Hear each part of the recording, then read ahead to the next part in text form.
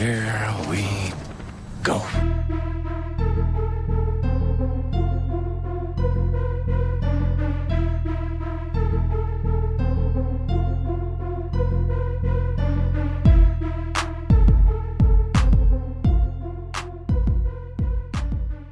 This is Brad Bell from Geeks Worldwide reporting live from HeroesCon 2016 in Charlotte, North Carolina. I'm honored to have with me the brain trust behind X-Men 92, Mr. Chad Bowers and Chris Sims. Chad Bowers on the art and Chris Sims, the writer. Oh, we're co-writers. Co-writers. Yeah. So you both write the book. We do the brain trust.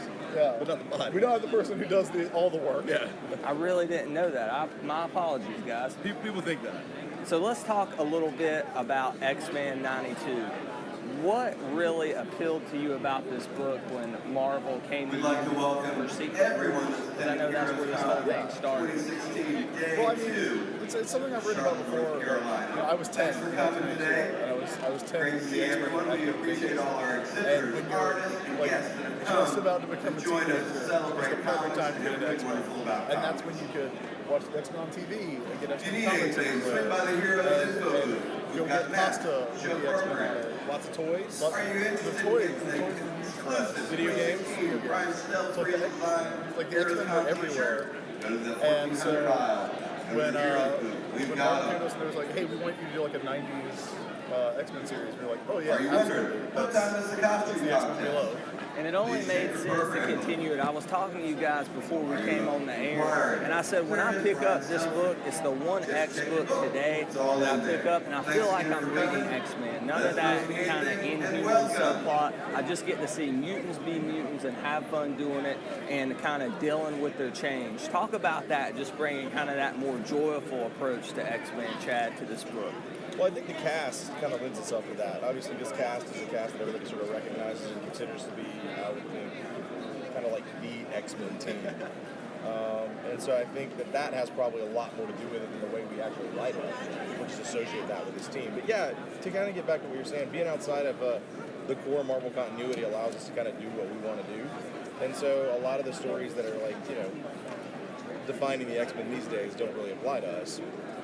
So we get to use like the favorite version of those characters. So we get to use like Apocalypse. We get to use the Siege. We get to use the Brood coming up. Psylocke, which I love because she was never in the 90s show, right? Well, y'all do a great job with it. Yeah, she actually is in the 90s show for just a little bit. There's a 5-part like season finale, quote unquote, that doesn't actually end our series finale. Really, That ends up not being the series finale. And she's in that, and then of course Bishop's in the show as well. And so what we did was we decided to kind of rotate them onto our team and rotate Gene and Scott off for a little while to see kind of what the dynamic would look like with those guys on there. And they're big fan favorites too. Yeah. And she was all over those comics, like X-Men #1. She's all over that one. She's huge, and if you were buying comics in 91, 92, like David Nakayama was like, yeah, we can put Psylocke on the cover. She's Jim Lee's favorite. Yeah, she is Jim Lee's favorite. You can really tell in those comics. She's front and center in a lot of those plots. After that Siege Perilous story where she like comes back and she like gets the new body and everything, like that was supposed to be a one-off story where she returned to look like the classic Betsy Braddock, but Jim Lee was so like enamored with the idea of her being the ninja on the team. I mean, that sort of became what stuck, and that's what Psylocke is now. Yeah, when we sat down to start writing it, like we really went back to like what was going on in the comics right before this stuff happened. Yeah. It was Magneto on the asteroid. It was Omega Red. It was teaming up with Ghost Rider, bringing in the mystical stuff. So that's a lot of stuff you can see. It just in the first 4 issues we've done, and coming up in 5, and then Archie starts in number 6. Like, what are we doing? Well, we've got mystical stuff coming in with the Darkhold, which is a big thing in the 90s. We're doing stuff with the Brood coming up. Well, I think one thing the X-Men didn't do in that time period was crossover with Red Marvel, right? So a lot of that's what we want to do in the book too. We want to explore what that would have been like if they had like the moment. If they could have teamed up with characters in the situation that we wouldn't want to see them. Yeah, because something. So the Darkhold being a big part of the first story arc, which is kind of weird, but at the same time, it's extremely popular at that time too. Yeah, like something. I mean, obviously in the early '90s, X-Men was Marvel's most popular book. They were Marvel's most popular franchise, and we wanted to do a book where the X-Men were the most popular heroes in the world. Like everybody knows the X-Men, and everybody kind of loves the X-Men, even if they don't like mutants, you know. So they're, you know, the way people in like the core Marvel universe would think about Captain America or Iron Man as these, you know, as the kind of top tier heroes. Thor, you know, like those are the guys you want around. Like this world thinks of the X-Men, and that means the X-Men get roped into doing stuff.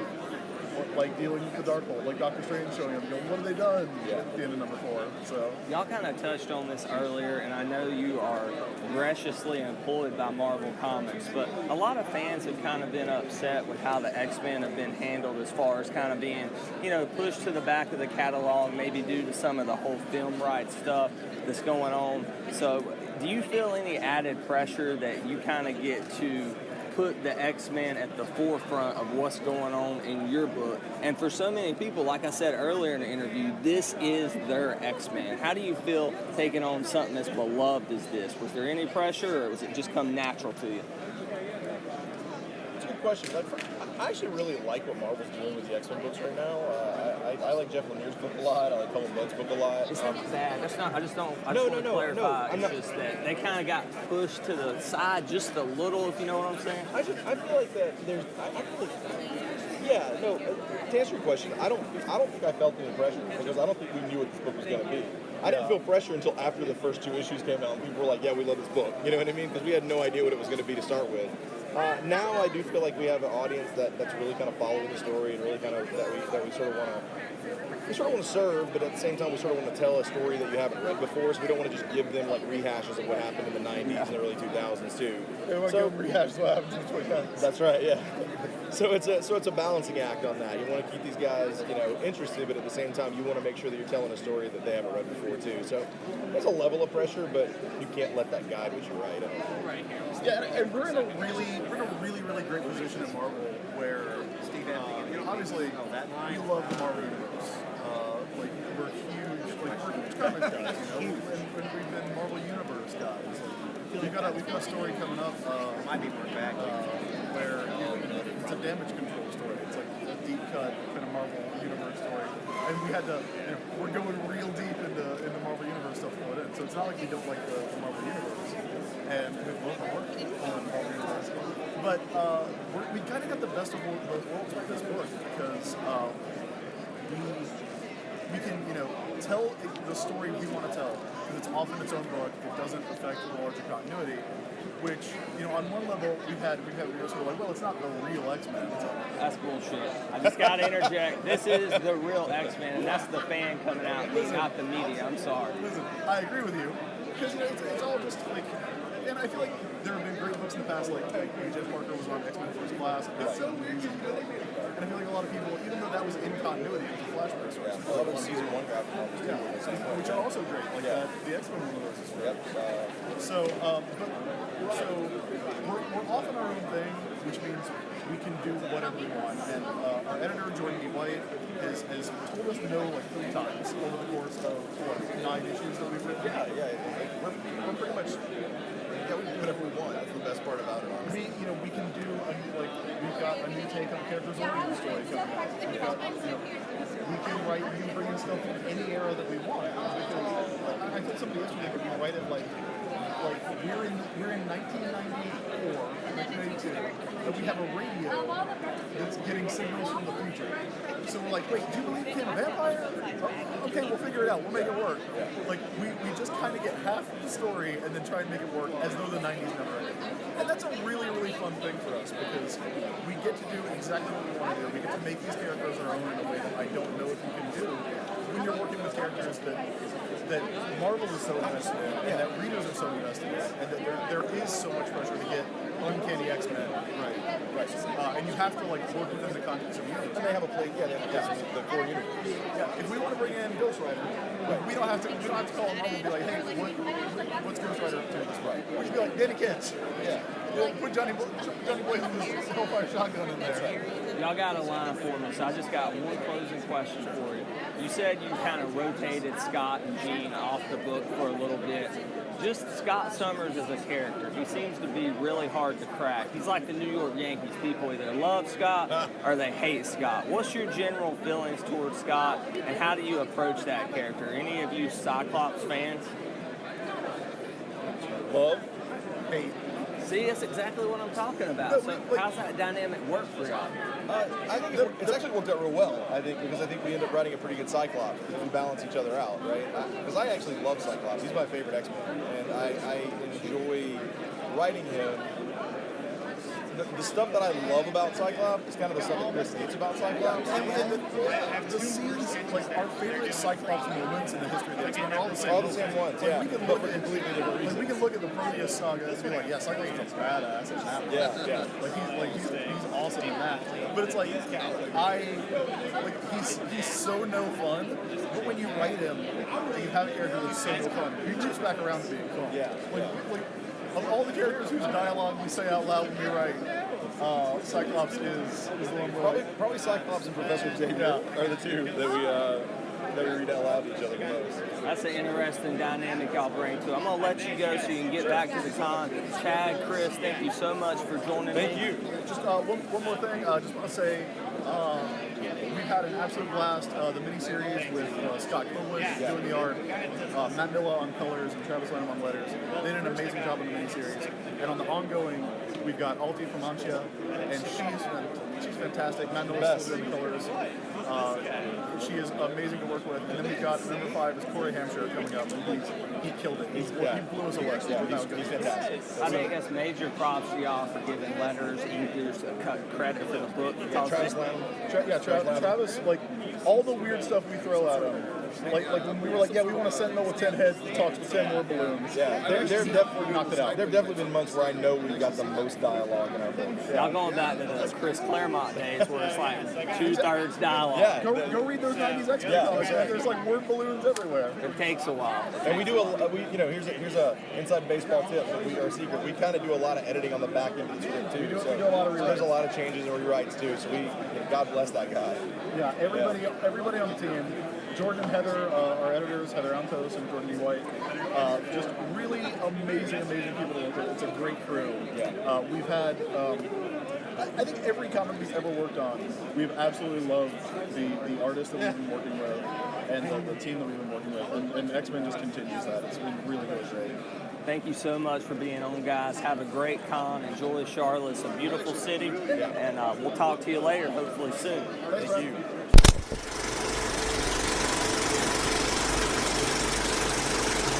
This is Brad Bell from GeeksWorldwide.com, and I'm reporting live from HeroesCon 2016 in Charlotte, North Carolina. We're day 2 of the con, and I'm sitting down with Chad Thomas. Those of you who may not know Chad Thomas now, maybe you do, maybe you think you know him, maybe you don't. You may know this man in the future because I'm sitting at his booth, and he's got some beautiful stuff. But I guarantee you know the characters he works on, because Chad Thomas is the illustrator behind the IDW TMNT series that is more geared toward the younger generation. We know we have the more adult series that kind of blends all the mythos together, but this is based on the Nickelodeon cartoon, a lot of the stuff he's got going on here. So, Chad, are you having a good con so far? Is Charlotte treating you well? Yeah, so far it's great. I mean, I love Heroes, so this show's always been amazing. The people here are amazing. There's so many good, amazing artists here, so it can be a little overwhelming. I want to make more money so I can go spend it on everybody else here, so it's awesome.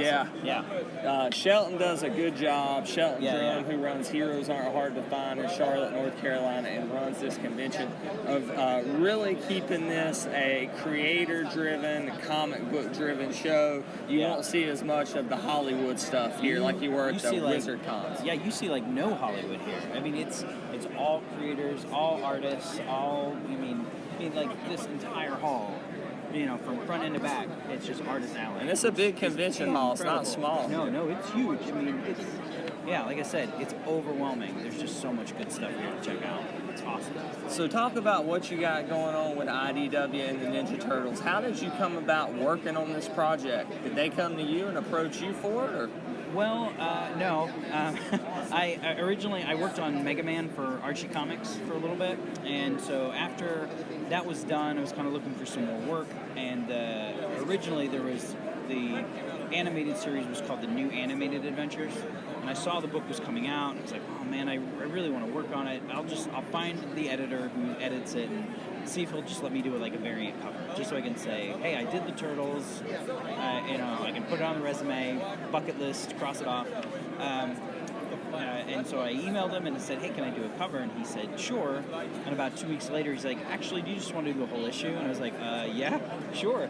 And so I filled in on an issue, and then 2 issues later, I did another fill in, and then I just kept going. So it's one of these very weird circumstances where I asked for the job, and I got it. So those are rare, my friend. Very rare. Extremely rare. I mean, I did do a lot of kind of back and forth with the character designs and made sure that they're on the model that they wanted for the animated adventures. Talk about that a little bit, because I know as an artist you always want to interject your own style so you can be recognizable, but with this, I imagine, like you said, there is some kind of mandate to keep it very similar to what's on the Nick TV show. So how do you balance kind of making it your own thing? It's very close to what I already wanted to do with the Turtles anyway. Like one of the reasons I love the animated series, the current 2012 one, more than any other, and it's probably my favorite incarnation of the Turtles, is the character designs are actually different. Like they're not.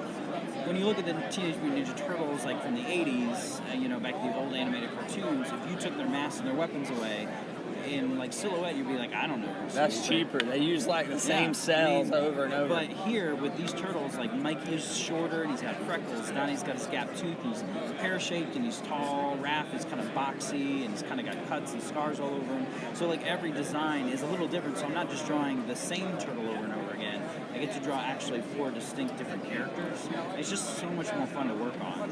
And instead of just drawing again, this is the same turtle just with a different color bandana. And they're different, but they're reverent to the source material. Very much so. Which is something that the new movies have kind of struggled with. They have given the Turtles kind of their own look and feel, but not very reverent to the old show, to the old Eastman and Laird comic or any of that. It is certainly a design choice. I'll give them that. I personally am not a fan of it, but I know a lot of people who like it and who liked kind of the take on the designs. They weren't for me. I really like the more animated look to the Turtles, and there's just kind of a classic one that I prefer.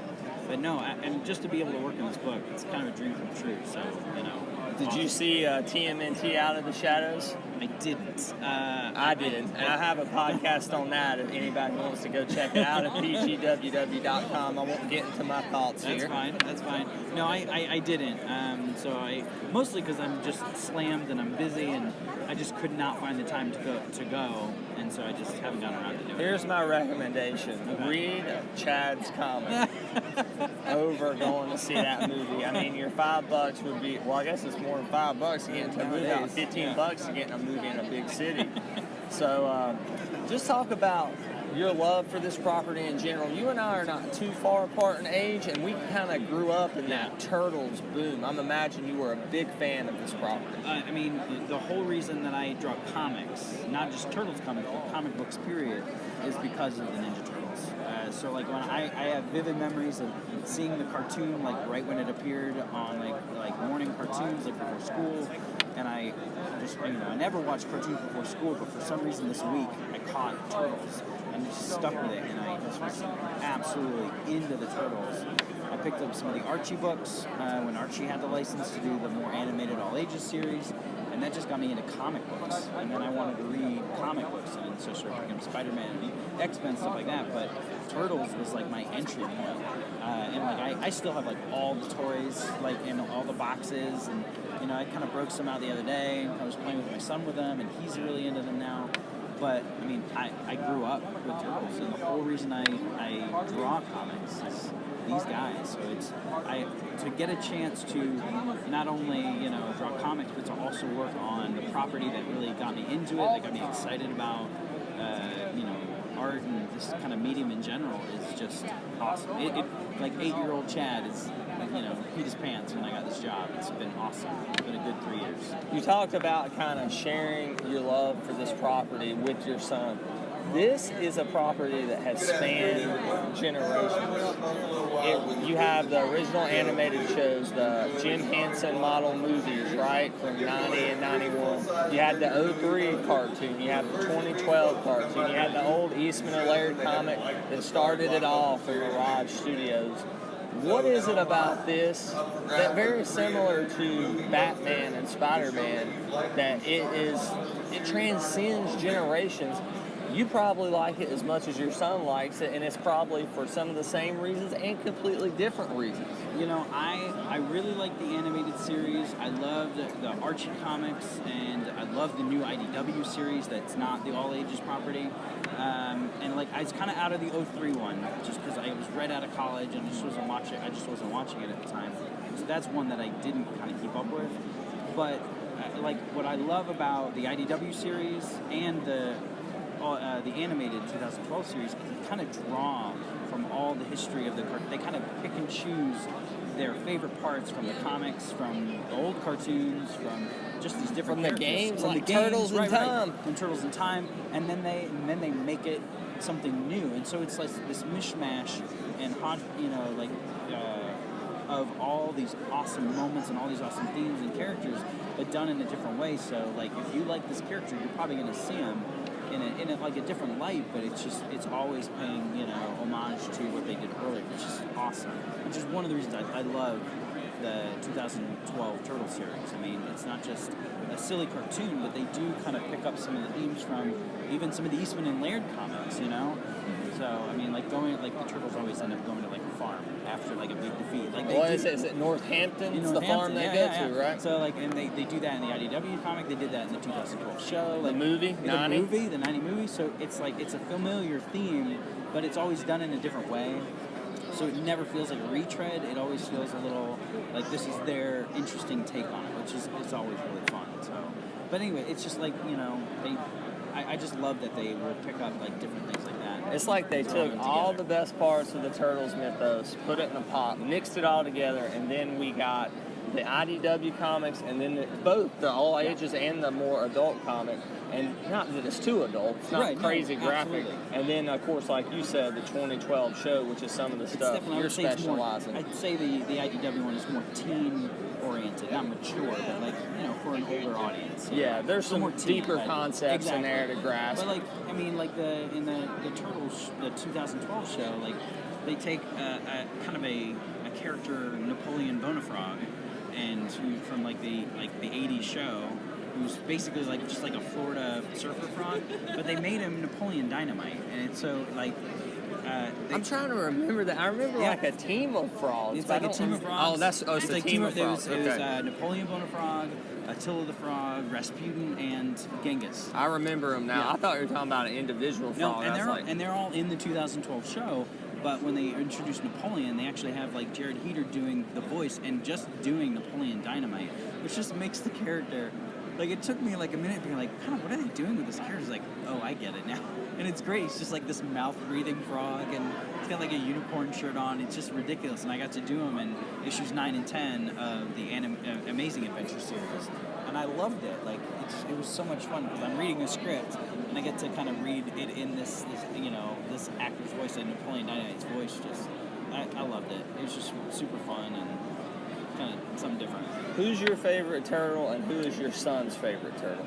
I like Donatello. That's my favorite too, man. I don't know what it was. And I tell this to my friend. I get made fun of. I'm made fun of by my 20-something, 30-something-year-old friends who still sit around and talk Ninja Turtles for whatever's at work. I said there was something appealing about him in that bow staff. I could pick up a stick, put some electrical tape around it, and be Donatello for whatever reason. You can't find a sword or a sai laying around. Well, if you do, your parents were not doing a very good job monitoring you. So I like Donatello. My son loves Michelangelo, but if you ask me which turtle is my favorite to draw, it's hands down Michelangelo. He's expressive. He's fun. Like, he's just that round, happy face. It's just a fun character to draw, and he's always doing something more animated than the rest of the turtles. I mean, Raph's kind of always kind of brooding and kind of arms crossed, and Donatello's fun. They're all fun to draw, but in the new movies, he looks like he's like roided up. They all look but they all Raph look like especially, he's got like legit anger issues, just like not even subtle or funny at all. So you're doing a lot of sketching. You got a lot of stuff for sale at the show here this weekend. I do. What are you working on right now? You're doing a little sketch in front of me. I'm doing a Zangief for somebody. Somebody commissioned to do Zangief from Street Fighter. So I'm doing him right now. So I've got to wrap this up and put some gray tones on it and kind of move on to the next thing I've got to do. That's what's cool is like you can ask artists at something like HeroesCon where there's not huge lines, even for the biggest or the smallest or the in-between creators, to do stuff that they probably wouldn't have never have drawn. Yeah. I'm imagining this is not something in your spare time you're sitting around drawing. Illustrating. I really should draw for myself more often, but I'm already usually so swamped hitting a deadline, not missing a deadline, hitting my deadlines, making sure I'm staying on top of tasks.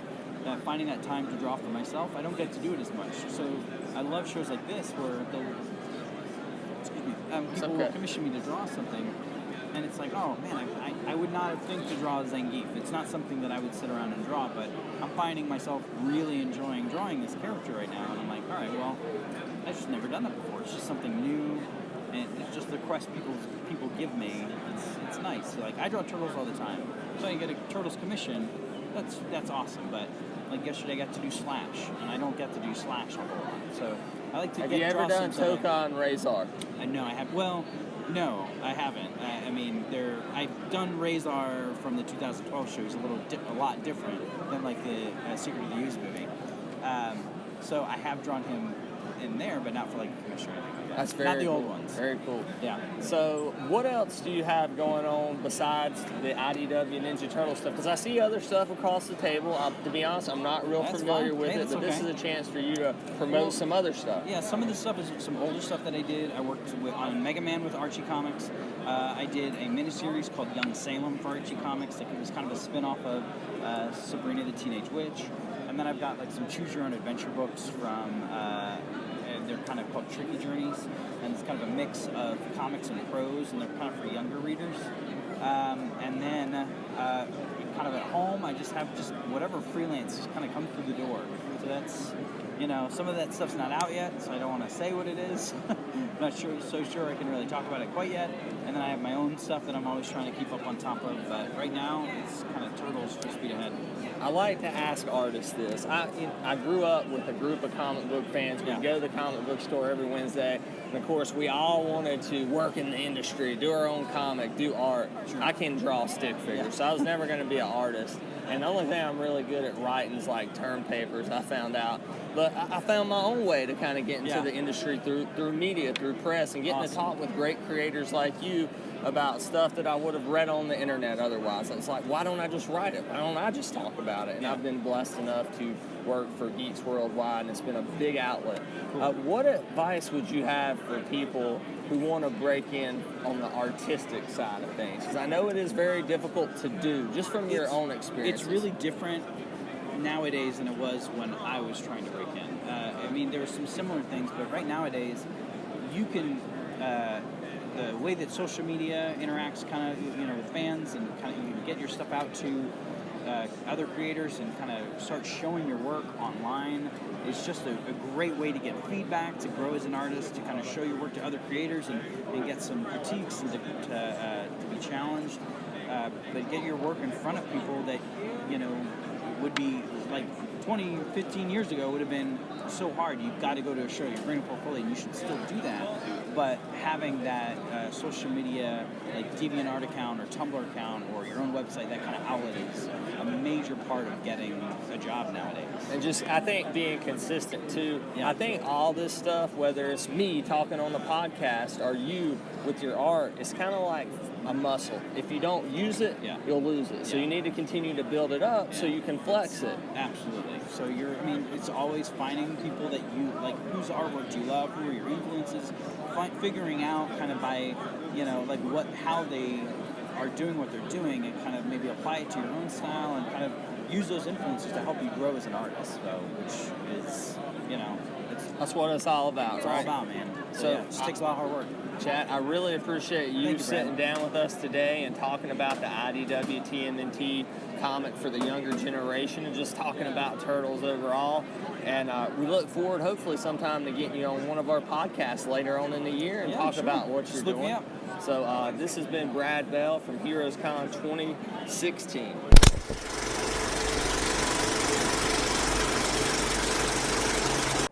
Live from HeroesCon 2016 in Charlotte, North Carolina, I'm the real Brad Bell representing Geeks Worldwide on the second day of the convention here.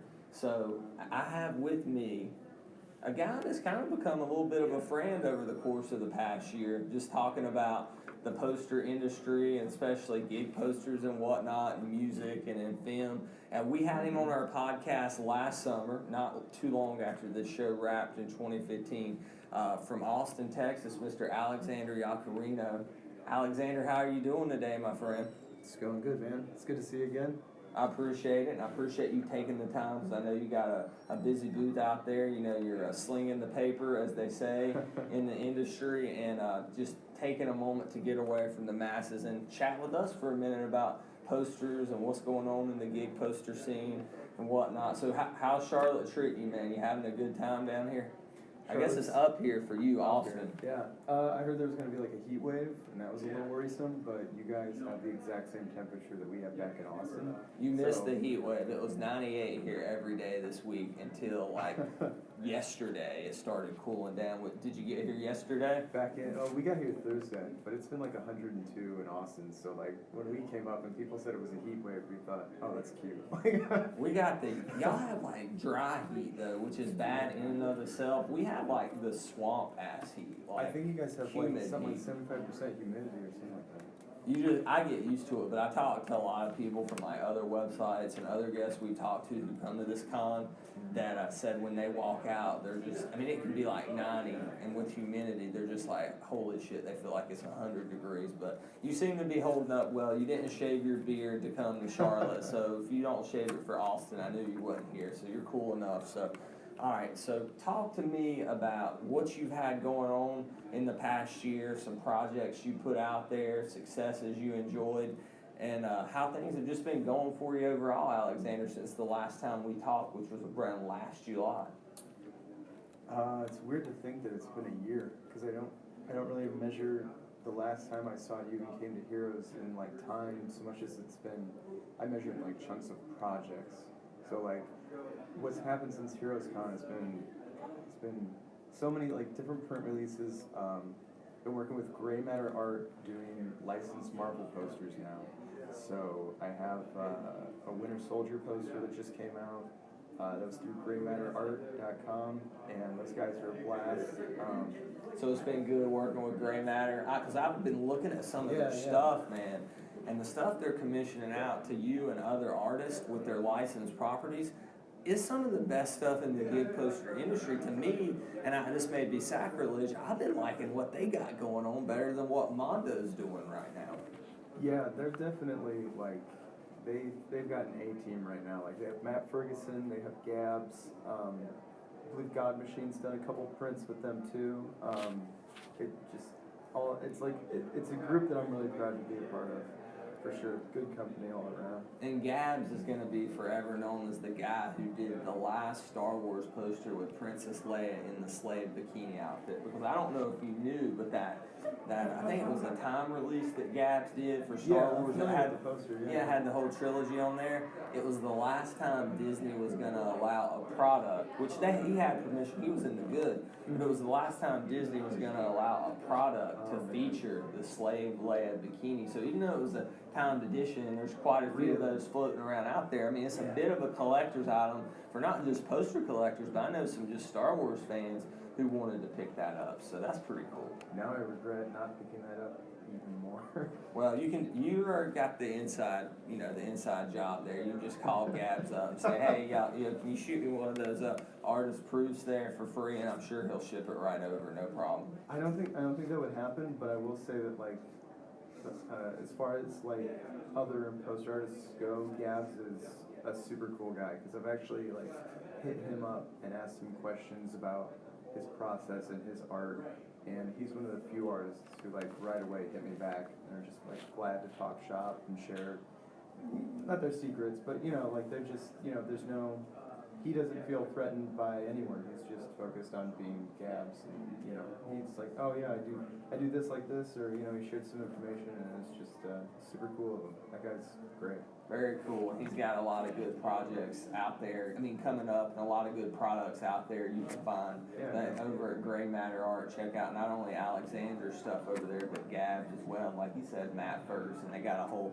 A-team over there. Now, Alexander, last year when you were here, you were working on your tablet. I know you like that tablet. What's the tablet you use for a lot of your work? I use all Wacom products. I have a Cintiq Companion, first generation. That's their like portable unit that I take on the road when I do cons. And then at home, I have a Cintiq 21UX tablet, and that's the one that's it's pretty massive. It's mounted to an arm. It's mounted to my desk. I've seen that on your Instagram and stuff, like your little workshop there. It's pretty intense. That's like my life 75% of the time. I'm like a matrix operator. I just like lean back in my office chair and I pull a Cintiq onto my lap and draw on that. And then I have a 42-inch monitor, or a TV screen. Actually, it's a TV screen. It's mounted to the wall, and that way I can put use that as a secondary monitor for my PC and make a new window in Photoshop that I can put a 24 by 36 document at size horizontally, lay it down so it's like I can almost like view the poster that I'm That's working on awesome. at So size. you can see the poster in your workshop, and you can kind of work out the little fine intricacies and stuff as you're, that way, I know sometimes when you look at something on a smaller screen, it's like, oh, this looks pretty good, but when you blow it up, and they say maybe that needs a little detail or a little toning up or whatnot. It always looks different. It's like really hard to tell. If I didn't also use the TV for like watching movies and video games, I would like hang it vertically. That's what I was thinking. Up and down. Is it hard? Because like you just did this Winter Soldier for Gray Matter. You were talking about that poster,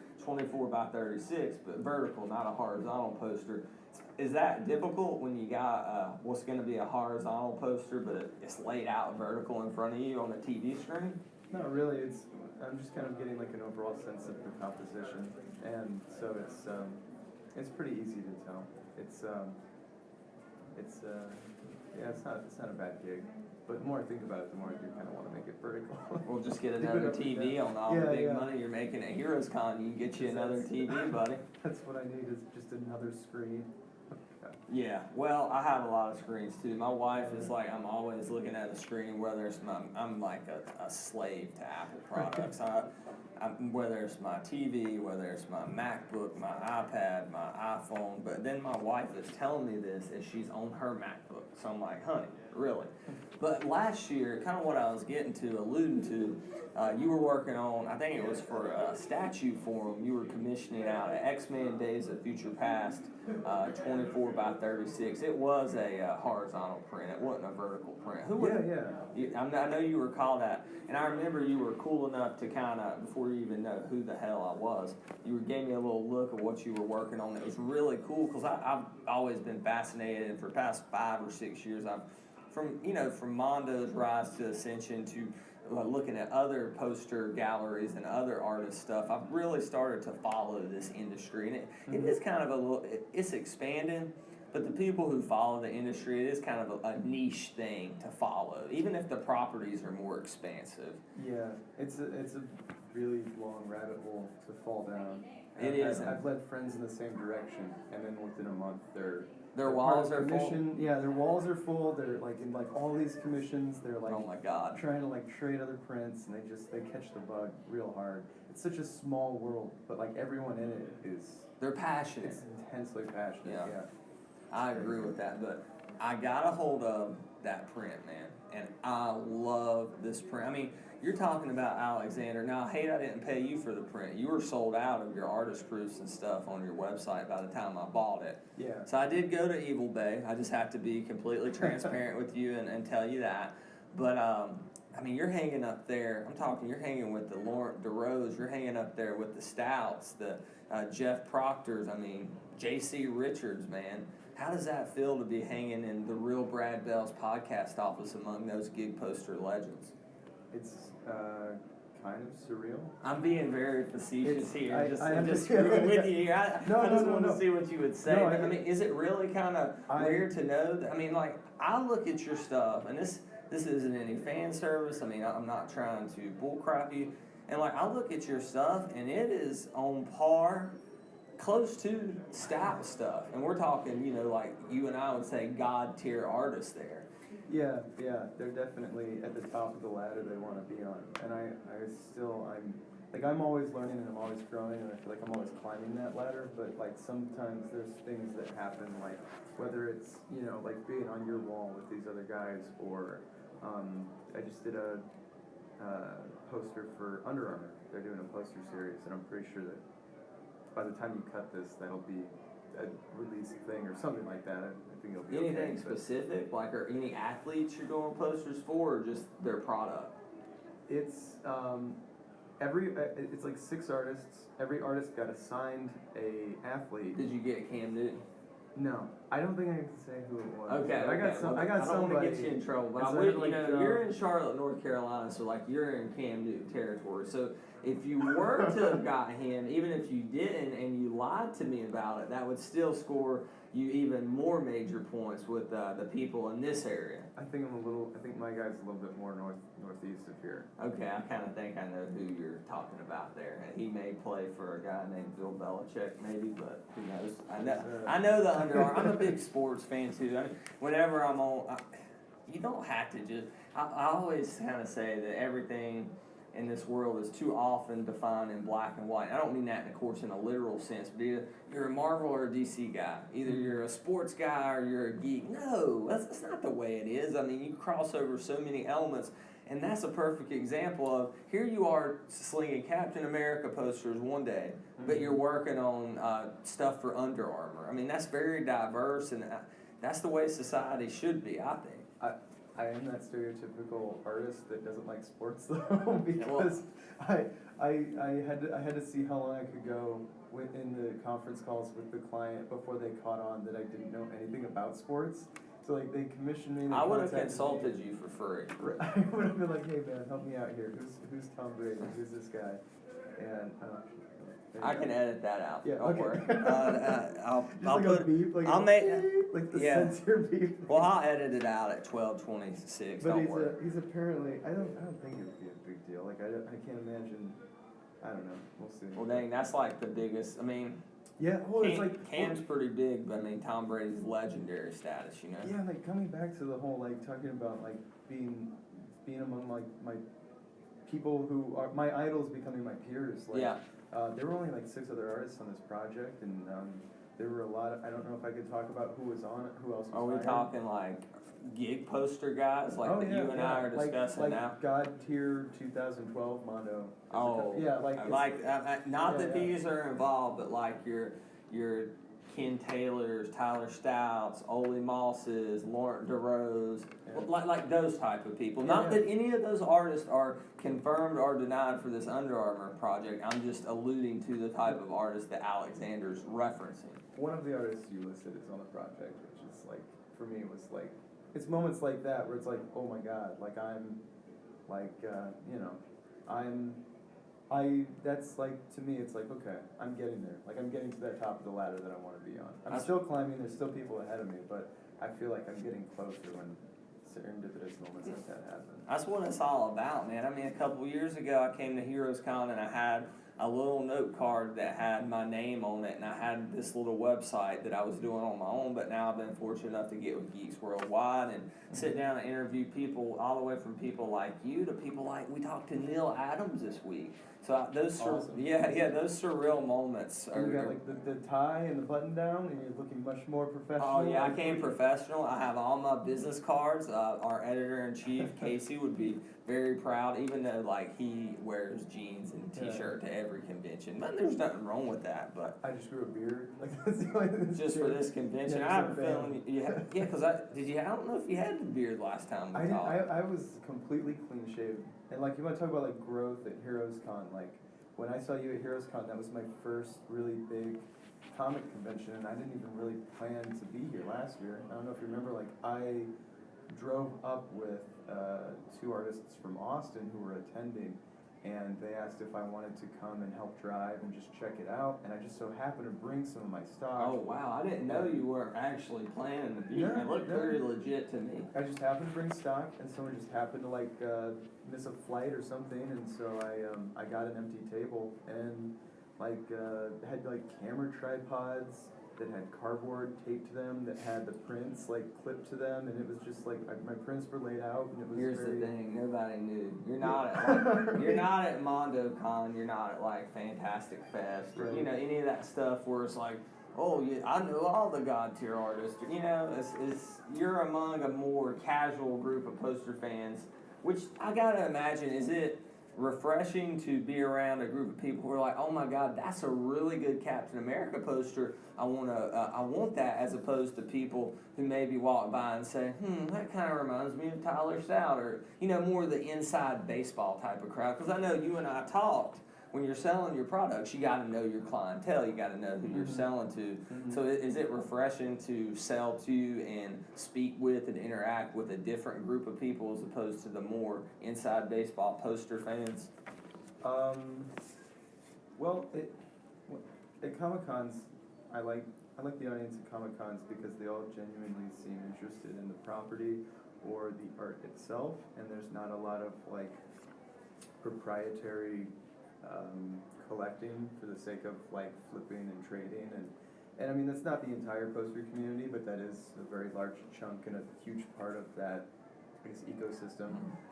So like, And not there's a having to deal with difference that to is great. I didn't mean, I'm sorry, Alexander, I didn't mean to cut you off, but I mean there's a difference between I need to sell something to make some money and I have this in my collection, as opposed to I'm buying this from the artist, cutting him out, basically becoming a middleman and profiteering off of that. There's a big difference. And I mean, yeah, I'm not accusing anyone who's ever like bought and then eventually down the road sold a poster, a flipper.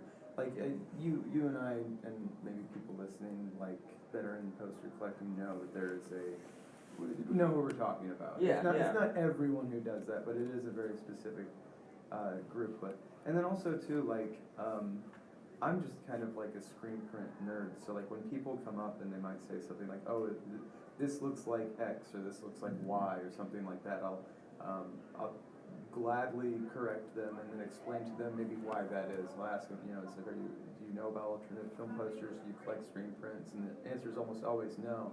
And then it's just like, there's the rabbit hole. Yeah, it's like, how much time do you have? Like, do you want to nerd out? I have all my screen printers send me like cards and stuff that I can like share on like their behalf, like Gray Matter Art, Howling in Kansas City, even like other artists. Like I've been leaving my booth. David Moscati is here, and Robert Wilson is here, and those are two other like really great screen print artists. Like as soon as a customer listens to me ramble on about screen prints and shows any type of interest, like there's been several times today that I'll just walk them over to David's booth or Robert's booth and just be like, you need to check this out. Like I just like sharing about screen prints for the sake of elevating the craft. Yeah, it is like it's its own craft. It's different. I mean, I paid for a commission today, and that's very different than like picking up a screen print. I mean, I don't know what really differentiates it because they're both art. They're both a labor of love. They're both a lot of craftsmanship. But for whatever reason, I don't know if it's because you're dealing with like a set, established version of a character. Because let's say Neil Adams draws Batman. That's Neil Adams' Batman. Everybody can look at Neil Adams' Batman and see it. But you're kind of like, well, I have to do the Chris Evans. If you're doing a Winter Soldier poster like you just did for Gray Matter, yeah, I have to do the Chris Evans Captain America. But I think that's where the art and the challenging part comes in, is that you're dealing with that established version of the character, but you still have to give it your own feel and your own bend. It's a tough balance because a lot of times too, the client will require you to stick to very close imagery. But that's only in terms of not just creating art, but it's also a film poster. And so a film poster has the goal of the film poster is to portray the story that's told in the film. And so sometimes you don't have much creative liberty, or as much as I'd like to deviate from the Chris Evans that we know, or the... No, I mean, a lot of people think Chris Evans is a good-looking dude, though. I mean, so that's probably gonna sell some prints. But I know my wife would echo that sentiment. The Civil War poster is just gonna be him grabbing the helicopter and the launching pad is just... You would sell so many yeah, of those. yeah. I know. All you have to do, horizontal, him grabbing that helicopter, Alexander Iaccarino.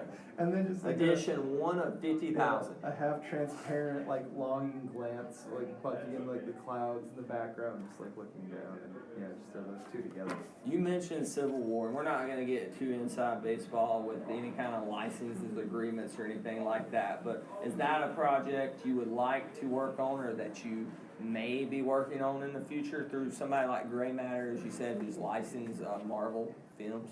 In a perfect world where I could get my way, I would absolutely love to do that with everybody in there, and would just if it were up to me, yes. We'll see how that plays out. You heard that, Gray Matter. This is the guy that needs to do the Civil War poster for it. But I know you do have an upcoming Marvel project. I'm assuming this is with Gray Matter. Mm-hmm. You kind of alluded to it before we went on the air here. Tell the folks what you got going on later this year with them and Marvel. There's going to be a few prints with Gray Matter. The one that's coming up the soonest is an Ant-Man screen print that I just finished up, and it's going through a round of approvals, but they like what they've seen so far. Gray Matter loves it. I'm really proud of it. It's definitely one of those prints where, as an artist, you feel like you've leveled up. You do something, you try something new, you take a chance, and you just kind of experiment and grow. And I feel like with this Ant-Man poster, I kind of made that jump. Is this for the first Ant-Man film with Paul Rudd? So nothing like Civil War character poster. No. This is Paul Rudd, the Simon Pegg screenplay Ant-Man film. Okay, so we're not gonna see Giant Man on this poster. So that maybe one day I can see him. Maybe in one of your Civil War posters, just lurking in the background. How awesome would that be? But is there anything else that you want to tell our listeners that you have coming later this year, or maybe down the road? Just that, to check out my website, thatkidwhodraws.com, and that goes out to Instagram, Twitter, and Facebook, and the links are all there. And to check out my con schedule, because it's something I'm doing. That's on your website, right? Yeah. If you go to thatkidwhodraws.com, it'll go to whatever you want. It's the information's all there, but it's I'm going to be all over the place. After HeroesCon last year, looking around, and I was this is a lot of fun. Met a lot of fun con people, and went a little overboard. But I signed up for every convention that would have me. So Lord. Yeah, so it's this is my 5th con in the last month. I'm a little worn out. But these things, they're really fun, but they drain you. I don't know if it's just constantly interacting with people, whether you're you talking to me, a press interview, or just fans or people who are buying your stuff. This is actually a break for me, just hanging out and talking to you, because you saw back at the table, it's just a crowd of people, and you're kind of it's weird because I go from working from home and kind of getting so involved in a print, I spend weeks alone, hours at the computer drawing to myself, talking to my plants, going crazy from solitary confinement, and then I'm thrown into an environment where I have a conversation with 20,000 strangers, and it is overwhelming. I'm losing my voice. So many different people too. Even though we're in the southeast here in Charlotte, but people from all over the world, people from all different socioeconomic backgrounds, all different gender backgrounds, all different ethnicities, as I said. And it is a drain to really try. I mean, I've seen you at work, somebody comes up to buy something from you, you're not okay, here's the print. You're actually talking to them oh, I did this for this group, or this is what I was doing here. And even though it may create a line sometimes, I think that's cool that you can interact with your fans like that. I'm genuinely happy to be out of the house and talking to people. In some cases, they're okay, yeah, cool, got my print, backing away. And I'm hey, let's talk more about screen prints. And they're no, I'm good. What is it like? Sir, thank you. What is it like? Take me into that experience of, you said, you're kind of isolated in Austin. You're working on this print that, I'm sure most people are going to love usually. But, you don't know. You genuinely don't know. You're working hard on something, you're putting yourself out there, and then just that transition of, okay, it's done, it's on my computer screen, it goes to the screen printer. What's that feeling like when it's out into the world, so to speak? It's kind of, again, it's like kind of surreal. Like you look at an image, and it's like every piece of artwork I make, I hate by the time it's finished because I've been looking at it for so long, and it's like having a little breakdown is like part of my process where I just like struggle with it, and it's just like this freaking journey that lasts a month, and then it's like, oh god, okay, it's finally done. I send it in, it gets approved, and then I don't like look at it, and then like the Uncharted 4 Steelbook art, like, and then like months later, it's a physical product that a fan has brought to my booth. And you can go in the store and see it in some cases. Yeah, it's just like once all that like pressure of like actually making it washes away, and then I like return to it with a fresh eye, and I like see like a labor of love. Like it is just it's the most gratifying feeling that I think an artist can experience. Is like all of that work and all of that effort pays off when like people, like you said, like people of all creed and all race and age, and just like to connect with like all of these people in the same way where they just appreciate my work is unfreaking believable. Man, it's like the best thing in the world. That's awesome. Let's wrap up with a few softball questions. Just some stuff I wanted to ask you. What was your favorite film between now and last HeroesCon? Is it Civil War? That might be like my favorite Marvel film. Anything in particular that comes to mind besides that? Man, it's so weird. Like, what's come out since? Let's see. We had big movies. We had X-Men Apocalypse. We had Star Wars: The Force Awakens. We had, which that's what you need a poster for. You need to do a Star Wars. So can we have to edit this out? I can, but can Gray Matter? Do they just have Marvel, or can they do Disney stuff?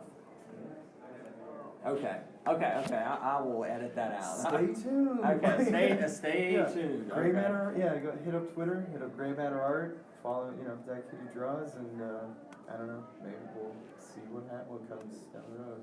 So nothing off the top of your head, like just standout films. It's a hard on the spot question. Yeah, like did Mad Max come out between? Mad Max was right before this con last year. Oh yeah, you know what? My booth assistant Julie did art last year for it. It was like really good. Man, it's weird. Like I'm in Austin where there's Alamo Drafthouse. So I'm so jealous, man. Yeah, like I can't think of like any movies that recently came out, but my favorite like theater experiences was when the Alamo Drafthouse all through the month of February did the Studio Ghibli films on the big screen. And so like I got to see Spirited Away, I got to see, Howl's Moving Castle, I got to see Princess Mononoke on the big screen. Like as a kid I never saw that. So it's like those are old movies, but those are like my favorite. Did they do any I know some even as opposed to posters, they've been doing like pint glasses and stuff. Did they do anything to tie into that or not? No, I think Ghibli's a little hard because Ghibli is technically under the umbrella of Disney or something like that, and there might be some issue there. But no, it wasn't like a big event really. It was just kind of like it's the Draft House, so they're awesome. It's like, of course, February is just Ghibli films, and then it's just little themes that they do. Like it wasn't a full blown thing, but for me it was like really special and it's super dope. All right, favorite. Let's go movie. Let's go favorite screen printed poster between now and last year. That's not your own, of course. You can't say not all of mine. Is there anything that comes to mind? I really like these infographics that Mondo is going to do right here. I think that's just, I don't know if that's something I want to hang on my wall, but I think that's something that's kind of different. So I thought that was a fresh approach. I can't think of anything, to be dead honest with you. So I've been trying to put more into the scene than I take out. Yeah, so it's hard when you're kind of in the game to really think about the game. I've purposely held back on collecting just because there's so much. I'd say there's MondoCon 2 between now and the last time we met, which might as well just been Rockin' Jelly Bean Con for me, because that guy is awesome. He cleaned me out. Like I'm still recovering. Was it last year's MondoCon or MondoCon 2 where they did the Ken Taylor '89 Batman? Mm-hmm. Yeah, I like that print too. That was a cool print. Actually, probably besides, I do really dig the Winter Soldier one. It's probably another Gray Matter, and I didn't pick it up. I think it's Gabs that did the Iron Man 1 poster. Gabs' Iron Man poster, yeah. That's probably my favorite one that I've seen because he did a dope RoboCop one too. That was pretty good.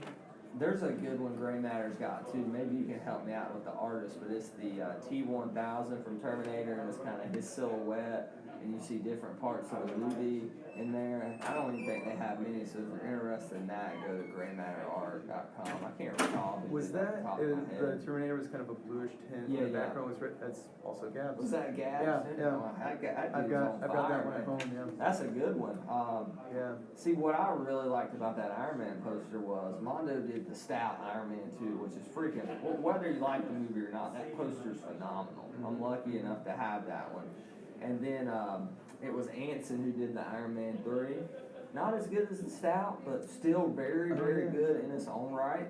So, but they never did like a definitive Iron Man 1 poster. Which is weird because it's the best Iron Man movie. It's the best. It's one of the best superhero movies, not just Iron Man or Marvel movies, but and then Gabs like really picked up the slack there for Gray Matter, and I love that print. So that was probably mine. So, man, I hope you've enjoyed Charlotte, and I hope you get some good food this weekend. Enjoy some good Southern hospitality, and I hope like HeroesCon becomes an annual staple. Don't forget about us, when you're headlining MondoCon. I don't know if that's gonna happen, but I don't like anytime I talk to people about cons, it's HeroesCon always comes up. It's like when you absolutely have to do it. So I love coming here and doing it. It is because they do a great job for the artists. They do a great job of kind of keeping not products from Hollywood, but that studios aren't coming here, actors really aren't coming here, and while that may turn some people off, they keep it artist and comic and creator focused. Absolutely. HeroesCon is like, I didn't really appreciate it because I didn't like, after going to other conventions, I realized how great HeroesCon is in that like it's the only place I've ever seen just people come up to a booth with an IP and an indie IP that like they'd never heard of, and just like meet the artist and say, hey, how's it going? Like, sell me, like, what is this? That's Sell how I me. got to know you last year. Yeah. It's like everyone's really, and they might leave with like the first issue or a T-shirt or a print. Like, people, it's a different breed. The attendees are what make HeroesCon awesome. Absolutely. Well, I think that's just going to about wrap it up for our interview with Alexander Iaccarino, that kid who draws. You can find him pretty much on any social media outlet at that kid who draws, right, Alexander? Yeah, well, I picked up the moniker when I actually was a kid who drew when I was like 18, so luckily everything except maybe Tumblr I have the... You reserved it. That kid who draws, yeah. So. Yeah, so check out his stuff on there. Like he said, go to Gray Matter Art. I mean, as far as licensed big properties, I think they're probably the go-to in the screen print industry right now for that kind of stuff. But again, Alexander, thanks for sitting down with us, man, and taking this time out of your convention and spending a few moments with Geeks Worldwide again. I hope we get to meet up with you next year, or hopefully later on down the road, maybe in the middle of the year, we can get you on another podcast. But yeah, man, it's always a pleasure. I think we'll be talking again real soon about some stuff coming up. Okay, I hope so, man. And I look forward to all the stuff. The Ant-Man, can't wait to see. I can't wait to see what you got going on with Under Armour. I think it'll be interesting since you're not a big sports guy to kind of see how that stuff turns out. So we'll definitely all stay tuned for that. So from HeroesCon 2016 in Charlotte, North Carolina, this has been the Real Brad Bell with Alexander Iaccarino, and we are out.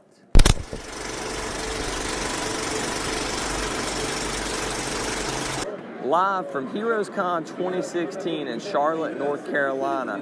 I'm on day 3 of the convention. I'm the Real Brad Bell, and I have the honor of sitting down with Mr. Francesco Francavilla. Yes. Did I get that right, Francesco? Yeah, you did. Thank you so much for having me. Oh, I appreciate it so much, my friend. I'm a big personal fan of your work. I know we have a lot of readers and a lot of listeners to our podcast who are fans of you as well. You just manage such a diverse portfolio, so it truly is an honor. Thank you again. All right, Francesco, let's talk about kind of the approach with something like Afterlife with Archie versus a Mondo poster. What is your challenge as far as dealing with such a diverse set of art? Well, I think the main difference is that one is a comic book and the other one is a poster. Specifically, most of Mondo posters are 24 by 56. So it's something that big has to have quite an amount of details. Whereas a comic book first of all, it's printed in a much smaller size, but it's also something that you don't want to load with details, because otherwise if people stop looking at details, you get lost in the story. So the focus of the comic book is the storytelling. So as long as you convey with images what the story is about, you don't need that many details. As far as time, how what's the difference? What's the variation? Does it take longer to get really detailed on a 24 by 36 poster, or is it more time consuming to deal with the sequential art of a comic? Well, the comic has a bit of steps to it. Like, once you get the script, you got to do layouts, and then once those are approved, you do inks and colors. Specifically for me anyway, since I color myself. The poster, because of the detail, usually takes me longer to do a poster than, let's say, a picture comic. That's for sure. I know you love both, but is there one you prefer over the other as far as poster versus sequential art, or no? No, I don't think I have a preference. I like... I keep saying I have some kind of creative ADD, and I like to do different things. So yeah, I need both. I can do just one or the other. Well, I imagine it keeps you sharp when you're approached for various projects to kind of keep up with both worlds. As far as being approached for projects by Mondo, you have a good relationship with Mondo, I imagine, by this point. Your posters have been great sellers. You've done some... I love your Afterlife with Archie poster that you did, by the way. How does that come about? Do they reach out to you, Francesco, and say, hey, we got a poster we'd like you to do? Or do you ever reach out to them and say, hey, I would like to do this. What do you guys think? Take us through that process. Yeah, it's right now it's mostly them reaching to me and say, hey, we have something, I think you are the good fit, you're a perfect fit for it. So, but this is in general how I get work. I mean, people reach to me, say, because they know my style. So I have very distinctive, visual, unique style, and feel blessed that my stuff is recognizable that way. So yeah, when they have a specific project that they feel like my art is gonna really bring it up, so they come to me. How does it feel to know that you have such a big following that even if you did not put your name on something, Francesco, somebody could look at your art and be like, I know that, I know who that is, even if they don't know your face or know you personally, like, oh yeah, I recognize, that's the guy from Afterlife with Archie, that's Francesco. How's it feel to have that, man? It feels really good to know that, in let's say a sea of covers, when you go to the comic book store, people can recognize my cover right away. So having that standing out in among other images, it's a good thing. I mean, most definitely feel like I'm doing the right thing. Exactly. And people are responding well to it. Oh, they are, definitely. As far as the colors, I think sometimes when you talk about especially comics, they're underrated. A colorist can make or break a book, and the fact that you do your own colors and it has that distinct visual style, I think that you're able to really get what you want to out there. Talk about you choosing to do your own colors as opposed to having a colorist on your book. What kind of made you want to have control over the colors?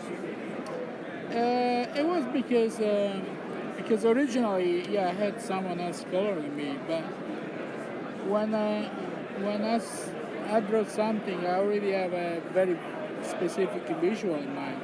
So I understand that no other person can nail what I want because that person is not me. Yeah. We share different brains. So everybody's have their own style, their approach to things.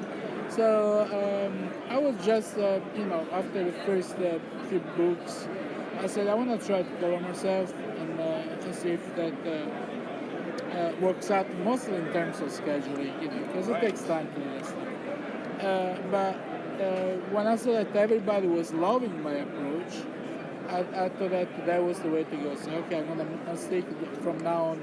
I'm coloring myself.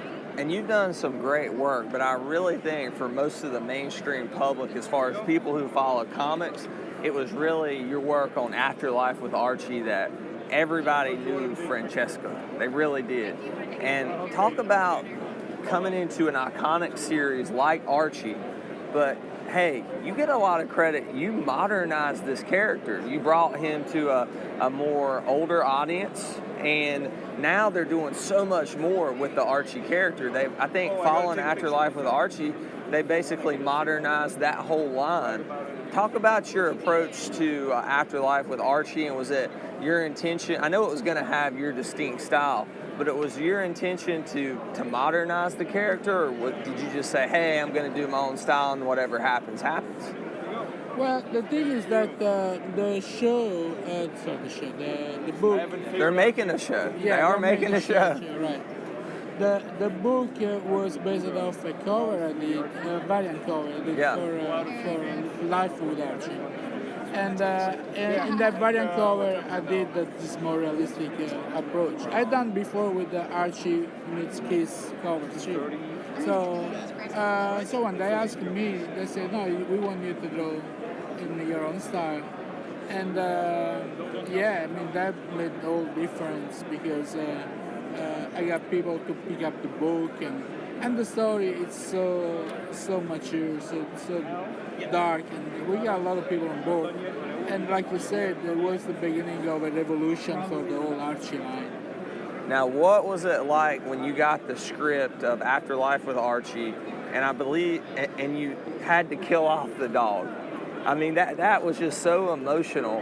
I remember I'm a big dog person. I don't know if you are, but I was sitting there, I was reading Afterlife with Archie right before I went to bed, and I was about to tear up, man. I mean, was that a hard thing to do the art for, or no? Yeah, that was it was a bit hard to draw. The story while I was reading the script, the words, my life for years, run. I was already, I was feeling already by reading the script, and then while I was drawing, I want to make sure I got those feels right, that pain, the eye of the dog, and such emotion. Talk about getting the emotion, not just in a person, but in an animal. I have to imagine that's something that's very difficult to do. Yeah, I mean, I've been a dog person. At some point, my dad used to have like 10 dogs at the time. I have 3, so. Yeah, so, and right now I have a cat. I mean, I'm not an animal can do faces. There are those commercials where they talk about adopting, and I can really get to me seeing all those puppy eyes, like sad. So I knew how to convey that kind of feeling, a reaction from the reader too. So. And you got it. You definitely got the emotion from me. You had me tearing up, a 28-year-old grown man. So you did it, Francesco. Let me ask you, Betty or Veronica, which one do you prefer? Oh, wow, you go there. The classic question. You got to have one. You can't be both, right? I can. No, you can't. Well, Archie's the only one that can be both, Francesco. Okay. The rest of us had to pick one, Betty or Veronica. I think in the way I'm drawing it, in Afterlife, I gotta go with Veronica. I'm Veronica too. I've always been more of a Veronica over Betty. I mean, they're both great, but if I had to pick between the two. All right, Francesco, talk about what you got on the horizon. Any upcoming projects you want to tease or talk about or tell our listeners about? Well, there's more Afterlife for sure. We went a bit on a hiatus, but we are back, and the book is coming out every other month from now. So definitely gonna wrap up the second arc with Afterlife, and then I'm gonna go back and work more on Black Beetle, which is my creator on a book at Dark Horse. How many issues in is Black Beetle? Has it started yet? Yeah, we had the first series, mini-series of 5 issues. that has been collected in our cover since then. So now I'm working on the second mini. It's like think about a Hellboy coming out in arcs every now and then. So.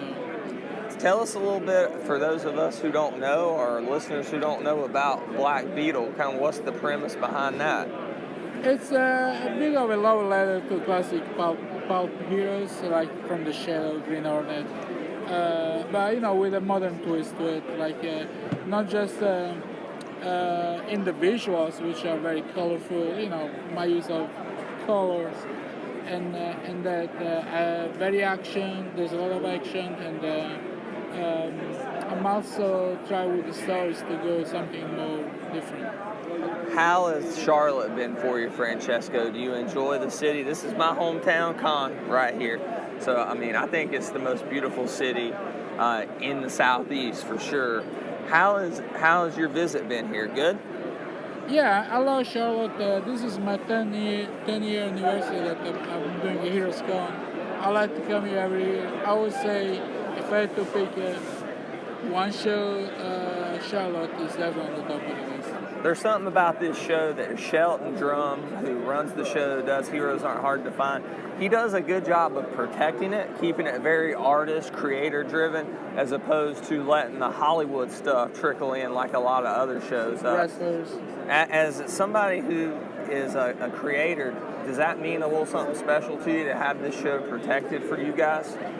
Yeah, just the vibe here on the floor, just hanging out with all these creators. It's what the comic convention should be. So, yeah. I agree. Francesco, thank you so much for sitting down with us, taking time out of your show. We greatly appreciate it. And we wish you the best of luck in 2016 and 2017. And we hope to see you back at the show next year. I'm the real Brad Bell, reporting from HeroesCon 2016. And we are out.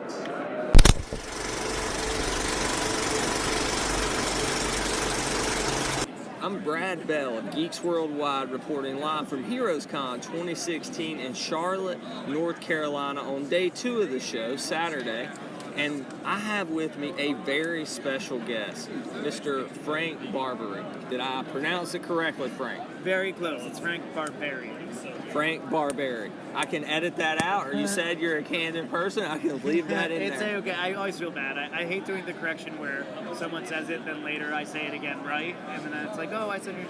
My name's Brad Bell, and you don't know how many times I'm talking to people over the phone, they're like, how do you spell Bell? I think they think it's like Christian Bell, but it's like, no, it's like Taco Bell. Taco Bell's how I explain my name. But Frank's no stranger to Geeks Worldwide, DGWW.com. He's been on with Casey and Will so many times, graciously on the Capes podcast, talking about all of his stuff, from stuff at Marvel to his more creator-owned stuff, and we appreciate that. And we reached out to him. We knew he would be willing to sit down with us, and we really appreciate you taking time from your convention to sit with us, Frank. Please, thank you guys for having me.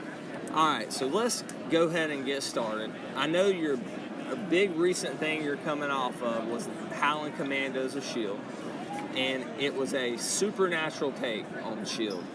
And I think one of the hardest things in Big 2 comic books, let's take Doctor Strange out of it.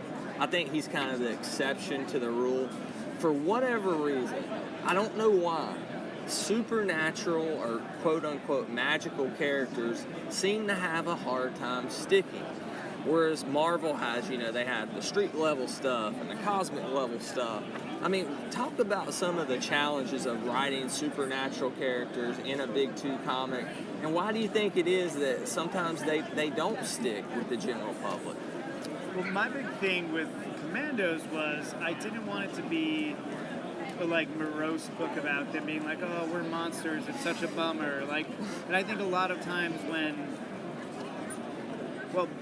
I wish I could solve the conundrum of supernatural, but I know at least with this book, I wanted to do almost more like the team kind of likes who they are, and it is a book about identity and kind of accepting what you deal with in life. And that's a relevant theme right now, especially with recent events. Yeah, and for me it was very much about, it was why I was so eager, despite having already a 10-character team, to do a new character kind of coming into this world and technically a lot of them were new characters to all the readers, but I like the idea of, and definitely in a lot of the dialogue with between Teen Abomination and the new character Glyph, between Vampire by Night and Glyph, like really just like them saying like, oh, like don't be ashamed of who you are, this is who you are, embrace it, like we're different and that's cool, versus a book about being like, oh, am I a monster, why doesn't society accept me? Like Universal Monsters, kind of stay away from those kind of tropes, and more of like a societal commentary, like you said, on accepting who you are for what you are. And almost like what you do well is like what only you can do, and again, they have a clear mission, and it was very much about Dum Dum Dugan, who is now an LMD, and instead of good old life model decoys. I mean, you gotta love that. Great Marvel trope. Did you want to use a LMD, or tell me how that came about? Well, the team was given to me, so they asked if I want to do the book. I was like, of course, I love working at Marvel. I'll do whatever they can kind of put my way. And then they told me it's Howling Commandos. I was like, cool. And they're like, it's the Monster Commandos. I'm like, all right, cool, still.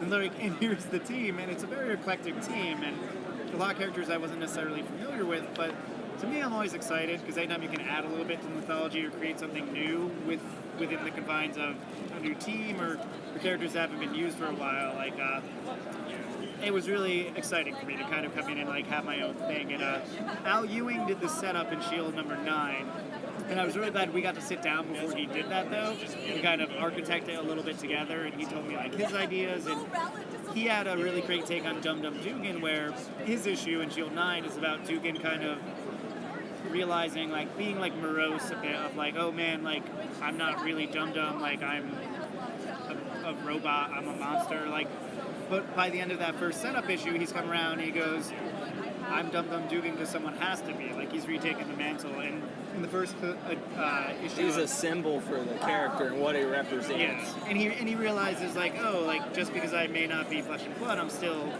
that character, or not even that character, I'm still that person and what they represent. And in Commandos, I really want it to be about that he wants to take that outlook and give it to, like, be a mentor to these characters who are technically locked up for being outside the norm or dangerous, and show them, like, oh, we can take what we can do and apply it and be ourselves in a space where we're kind of heroes, not just creatures of the night or anything like that. And that was a lot of the more, like, I wouldn't say subtext because you get it, but like that was the direction I wanted to take the book in, and I think it was a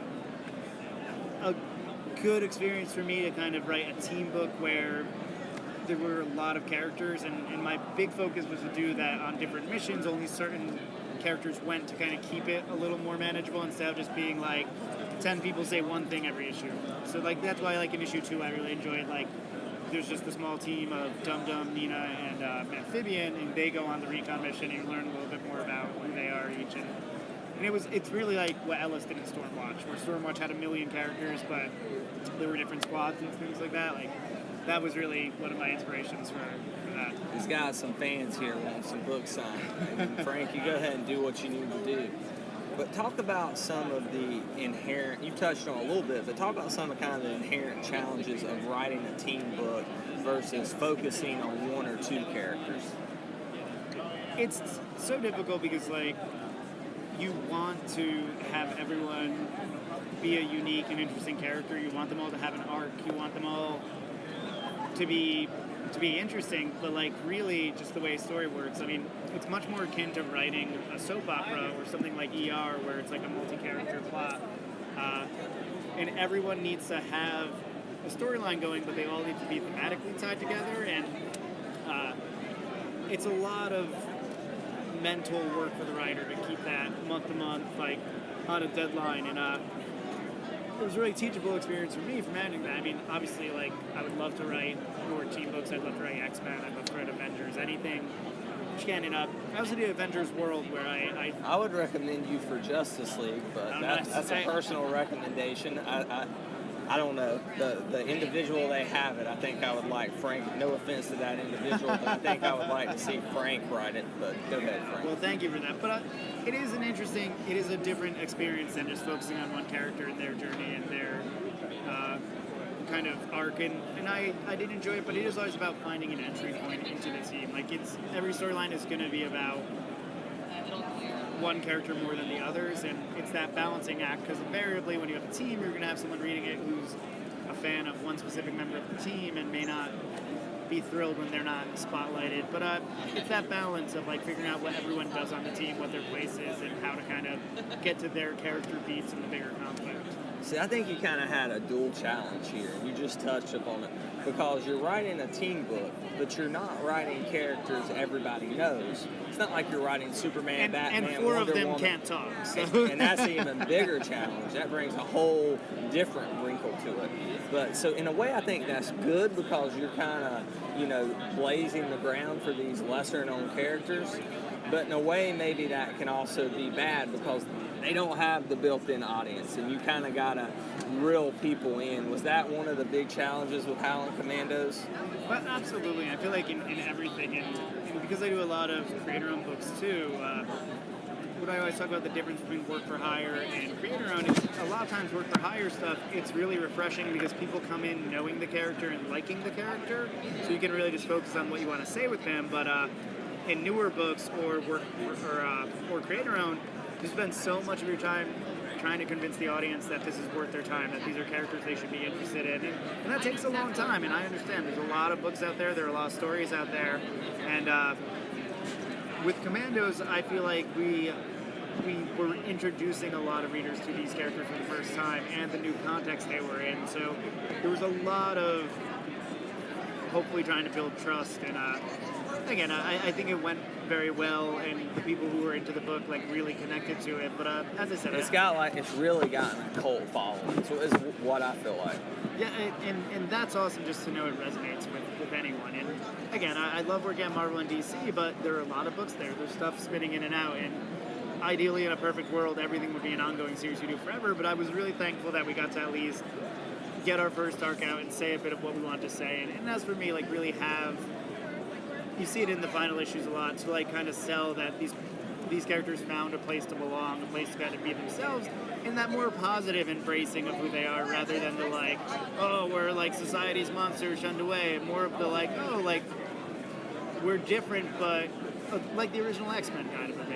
I'm glad you said it. I've been itching to make this comparison because everybody who really follows comics know that when it was Kirby and when it was Stan, their whole thing with their original X-Men was, hey, this is basically an allegory for civil rights.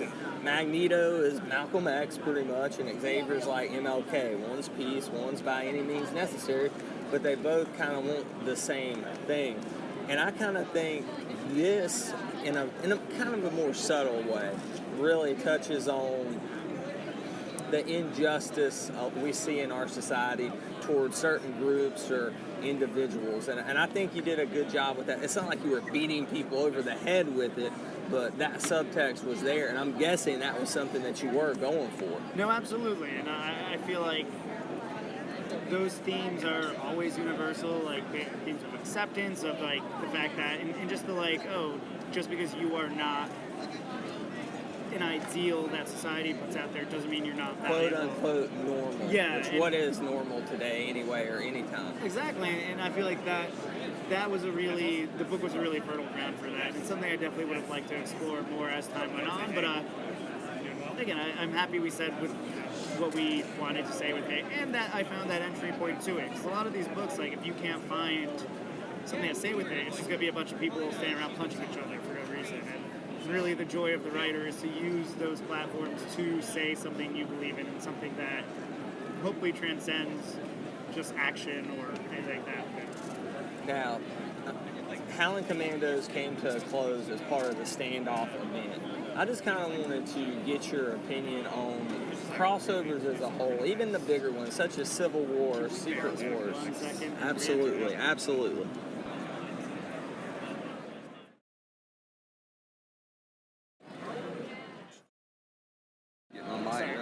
Oh, it's okay. I got it now. All right, we're recording it. If you want to start the question again. All right, so Frank, big two crossover, specifically Marvel, because that's the publisher you are familiar with, you worked for, and Howling Commandos kind of crossed into Standoff, which was a big event, kind of to set up some of the future stuff in Marvel going on this summer and in the next year with the character of Kovac and stuff like that. Just kind of your general impressions and how you feel about these events, such as Civil War II, Secret Wars. They sell. We know they make money, and it is a capitalist society, and that's good. We want comic book companies to make money, so they'll keep making comics. But just as far as from the creator side of things, your feelings on the event crossovers. When I first came into Marvel, I was working, I did the New Avengers annual, and then a little bit later I did some issues of Avengers World that tied into Axis, and that was really my first experience writing within a big event. And Rick is awesome, Rick Remender, and I got to read all his stuff and see the setup for the event. And I have to say, Marvel, their editorial is really great with organizing this stuff, and to have these kind of line-wide events is a really big editorial nightmare. And Marvel does a really great job of keeping it organized, keeping all the creators on top of what's happening, who's in play, what's there, and it's fun to me. Like, and it's the joy of having a shared universe. I was just joking with someone who came by, that to be able to kind of give your book a little bit more gravity like that, to have like be part of something bigger is a unique feeling that you don't get as much in like creator-owned or like more insular titles, and it can be a little confusing sometimes, I feel like, for readers, and if we're like burdensome if people don't necessarily buy into the event or want to read everything, but creatively it's really fun because it's approaching it from a very different headspace. And specifically the stuff in Axis is that I did was I had to figure out kind of within Rick's infrastructure where my story would take place, like how to like organically make it fit, and that stuff's fun. It's problem solving. That had to be confusing because Access was the one where the bad guys and the good guys swapped, correct? Yes. And my story really was about Dr. Doom, who is now good, and really setting up the return of Cassie Lang. And I co-wrote it with Nick Spencer and had to do a lot of planning around who was where does this take place in terms of the main book, and again, it's definitely a different headspace, but it's fun because it's problem solving, and that's why I like writing, I like storytelling, and it can get intense when there's a lot in play, and specifically for the standoff though, standoff happened very organically, and as I said, Marvel knows how to plan their events, and standoff I think was a little more of like a mini event. It was just among the Avengers titles in Cap. And it was cool for them to ask us to be a part of it because it does bring exposure to a title, especially a title like Commandos, where some people reading the main Avengers books may not have checked it out. But buy this now to keep up with the event. This is when it's good on the other side of things for you and getting your book exposure. Exactly, and to be on the checklist and things like that. But as I said, I feel like Marvel approached it right because they told us very early is that we want it to feel. So I'd actually pitched an issue that they were like, this actually feels a little too much like you're imposing the event on it and not being part of it. So I was really happy that editorial and everyone involved wanted it to feel like a real issue of Howling Commandos, to be part of it. And the fact that we got to put Orgo into the actual event book, so, and not necessarily take our whole team, but just one member was actually kind of included in the Pleasant Hill stuff, made it a little more, I think, organic versus just imposing it on. And it ended up working for us because we had really wanted to do an Orgo-centric issue, and it really worked into the theme of the book too, of like him thinking he found like a family when he was the dog, and like kind of feeling safe, but realizing it was a lie, and realizing that like, oh no, my real family was the Commandos, and they actually came back for me, and I thought I was just their prisoner, not an actual part of their quote-unquote family. And it worked really well for what I wanted to say with the book. And so that's, not to be a company man about it, but the stuff is really organized on the side of the publisher, and like they want it to be exciting, they want it to be fun, and they really want that cohesive feeling of a shared universe, because it's a special thing that they still have, these shared universes. They've been around for so long, and I know sometimes it can be arduous for readers, but this announced, I think September, my buddy Steve Orlando is doing an event through all the Batman books at DC now. It's Batman and the Monster Men, and I immediately saw some people groaning about it, but it's a really cool, well-planned thing that isn't going to like derail anything. It's being seated in the main books, and because I know so much on the development side, it's really cool for that stuff to be there, and superhero books give us an infrastructure where you can have fun and have these big events that cross through, and everyone comes into them with the best intentions. Like, people want to tell cool stories that kind of resonate through the whole universe, and yeah, things can always fall apart, but I feel like I understand it as a reader and a fan. Like, you don't want to have to necessarily read more books, but I think when it's an organic, good event, you'll want to. You'll want to see how these big events kind of resonate with the different titles. But people won't see the ride more anyway. Yeah. Midnighter did something. No harm in that. And it's going to be an awesome book. Riley Rossmo's doing the first part of it, and it looks so cool. I'm excited for that, man. But it's just a good example of a nice, like, organic event coming in, and immediately people are like, oh man, like, I don't want to read it. It's like, no, don't worry. It's not like being imposed from outside. It's just a big enough storyline that can run through all the titles and be a little self-contained as well. But as I said, definitely from the other side of the fence. I understand why sometimes people roll their eyes a bit, but when everyone's creating the events, everyone is trying really hard to make something worth your time, to do something interesting, and it's very unique to superhero books because we have these shared universes where we can kind of play with a bigger landscape. I think that Howling Commandos, and specifically the stuff in Standoff, is the perfect audition for you to write a villain-centric Mighty Morphin Power Rangers book at Boom Studios. Boom needs to come to Frank and have them write just like have him write a 5-issue miniseries. That is something I would pay my hard-earned money for sure. You heard it here. Yeah. I'm not going to say my editors by name at Boom, but... Yeah, well, I hope we get to see it. That's like, we just spoke to Brandon Fletcher earlier, and they got really cool stuff going on with that license over there, so that would be cool. But let's talk about some more of your creator-owned stuff, because I don't want to just talk, Marvel. You got some books here. You got 5 Ghosts through Image. You got Revisioners through Aftershock. Aftershock's a newer publisher, but they're doing a lot of good things. We've been reading some of their stuff over at Geeks Worldwide, and I don't think they put out any, even though they haven't put out much yet, they haven't put out anything bad yet. Talk about what you got going on for Aftershock and Revisioners, because this is your big current book right now that's hitting monthly, right? Yeah, and one just came out June 1st, issue 1, and it's about a time-traveling assassin, so it's a fun action book with beyond it, really a story about fathers and sons, and really about the weight of having, like, expectations on you from life, from destiny, from time, and at the end of the day, learning to kind of find your place in that bigger spectrum of what you're supposed to be doing and how to make it work for you. And that's my deep dramatic take on Revisionist, but on the surface it's a fun action sci-fi story about a time-traveling assassin and really a man who finds himself in the wrong place at the wrong time and has to kind of partake in this bigger mission for, quote, the greater good. And I'm always fascinated with stories like that where kind of good or more maybe neutral people are forced to do bad things for the right reasons, and I think that's a really, like, firm ground for drama most of the time, and you get a lot of those moral decisions of like, oh, well, technically both these things I have to do are good, but one is kind of morally wrong to me, but might be the right thing, and I think that makes for compelling reads. And Revisionist is a story I really want to do for a long time. I always wanted to do a time travel story. And how tedious was it to plan out the time travel? Did you use a specific? Were you like, I'm going to use the Back to the Future time travel, the Terminator time travel, or how did you approach that? Well, because I'm a crazy person, I want to do something kind of new and exciting. Oh my God, you're introducing something else into the fold. And it's not so crazy and new or subverting like so much, but I feel like time travel is fun because everyone kind of knows how it works. Everyone's seen a lot of the big time travel stories like Terminator and Back to the Future, and I guess even like the DC show Let's Go Tomorrow and stuff is on. And for me, it's really about like how can we take that, kind of do something a little unique with it and find our own way. And it's definitely a little bit of a mystery in the book of like what exactly is going on. I feel like mystery is a really important driver for series and new series. Like you have to give the reader some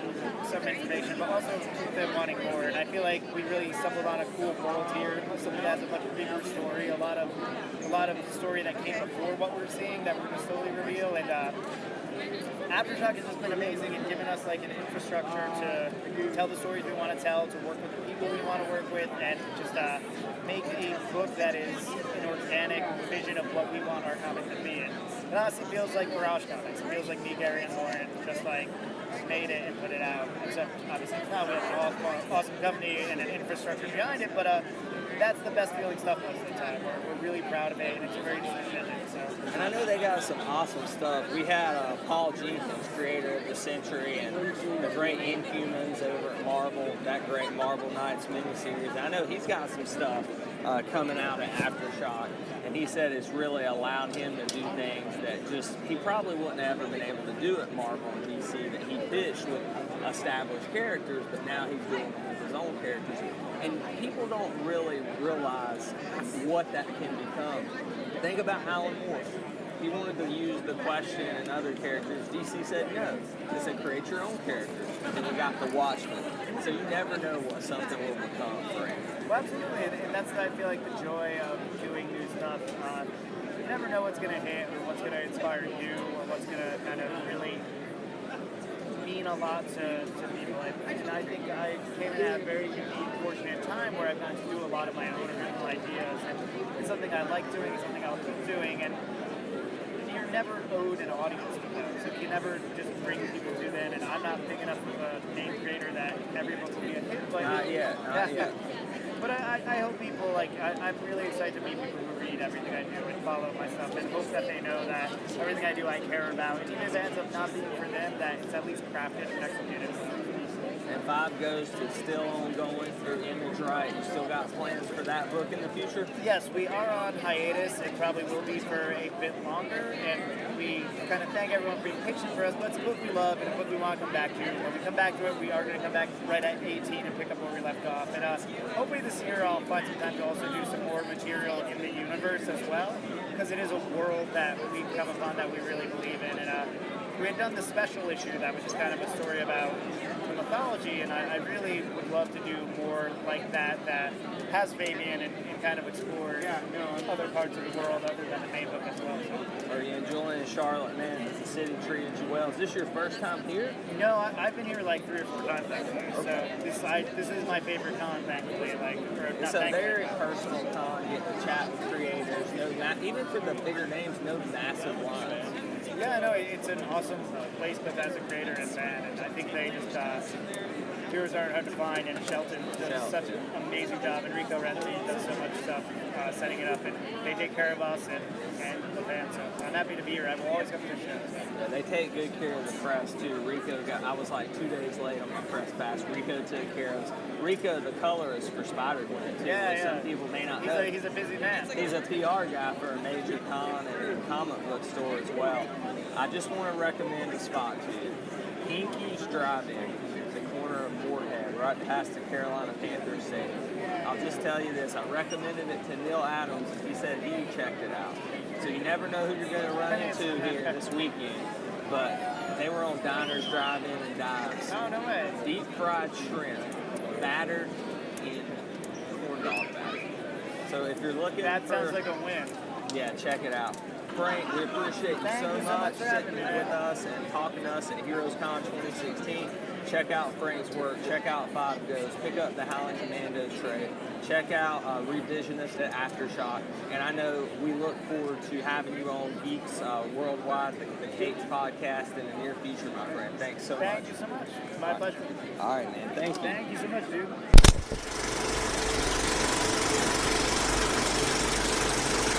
Live from HeroesCon 2016, I'm the real Brad Bell from geeksworldwide.com. We're on day 3 of the show here in Charlotte, North Carolina. I'm sitting here with artist Ramon of Villalobos. You may know him best for the Secret Wars, E is for Extinction, interior art, and most recently working on Nighthawk. So, Ramon, how's Charlotte been? This is your first time at HeroesCon, from my understanding. You having a good show so far, my friend? Yeah, it's great.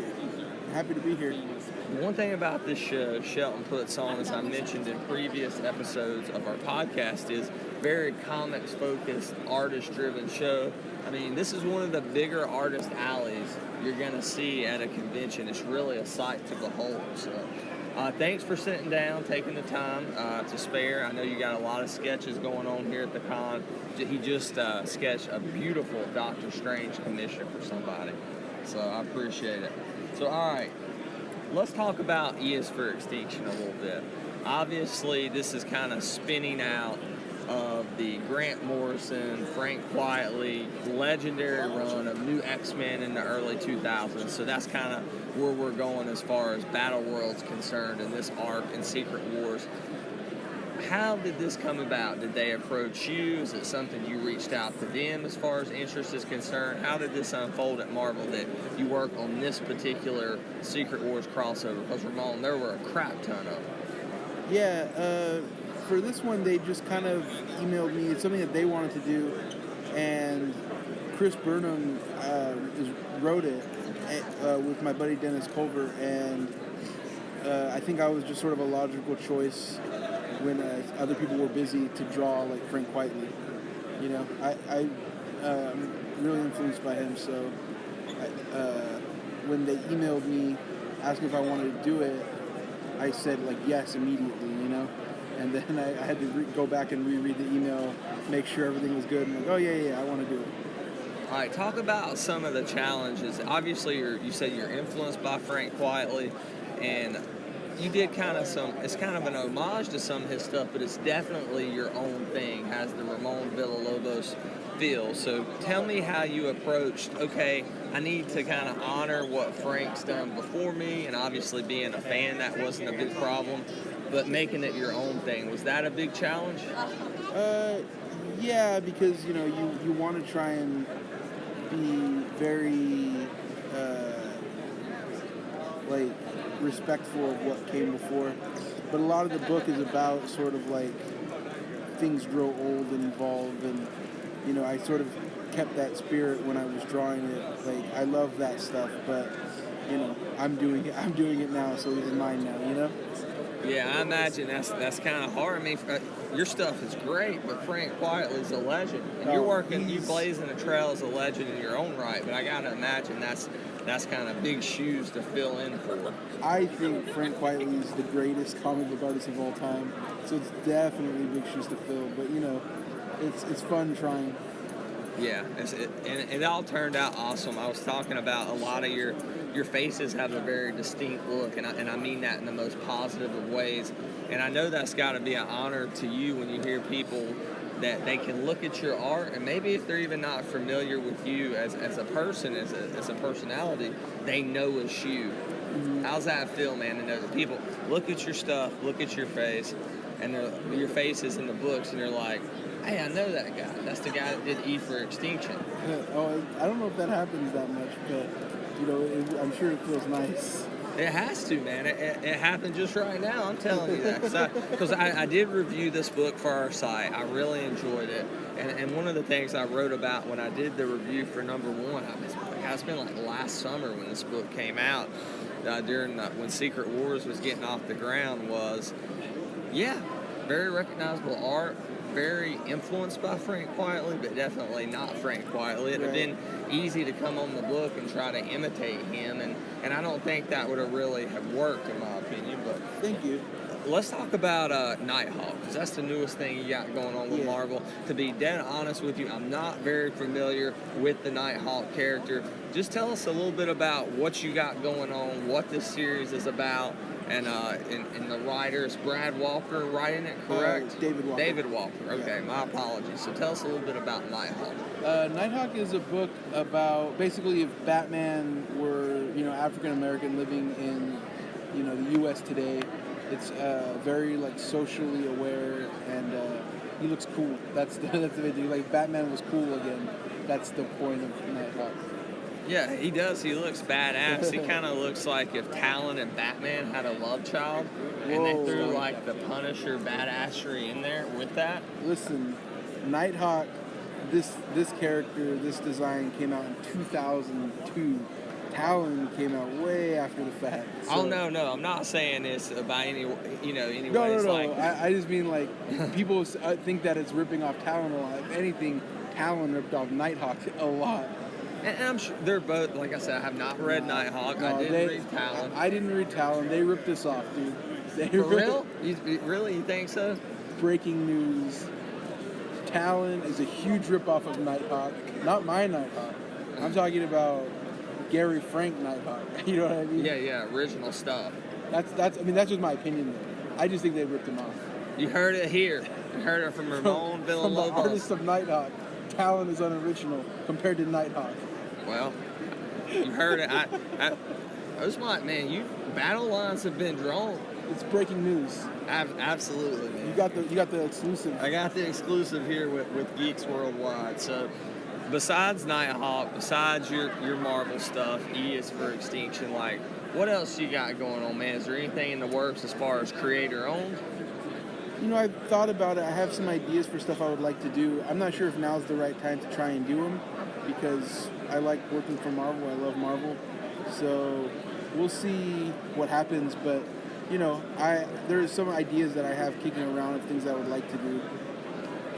One thing I've really been talking to artists about as I've interviewed them here over the course of this convention is digital comics. Mm-hmm. Now, I see you here sketching the old-fashioned way. It's beautiful, artist at work and everything.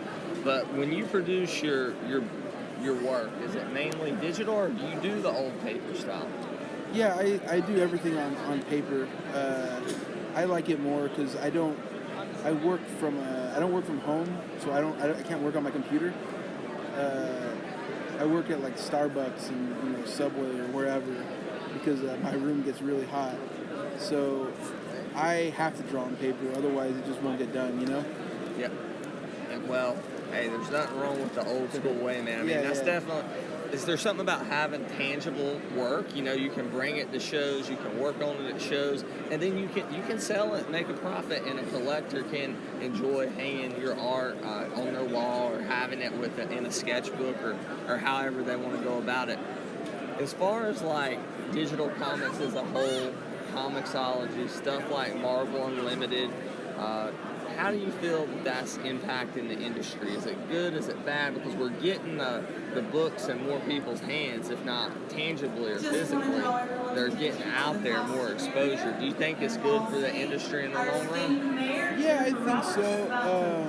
Give a little speech right before the costume contest. So if you'd like to go check her out. I think everything is still growing. Like, we're not sure how things are going to happen, but I think you have to sort of grow with technology, you know?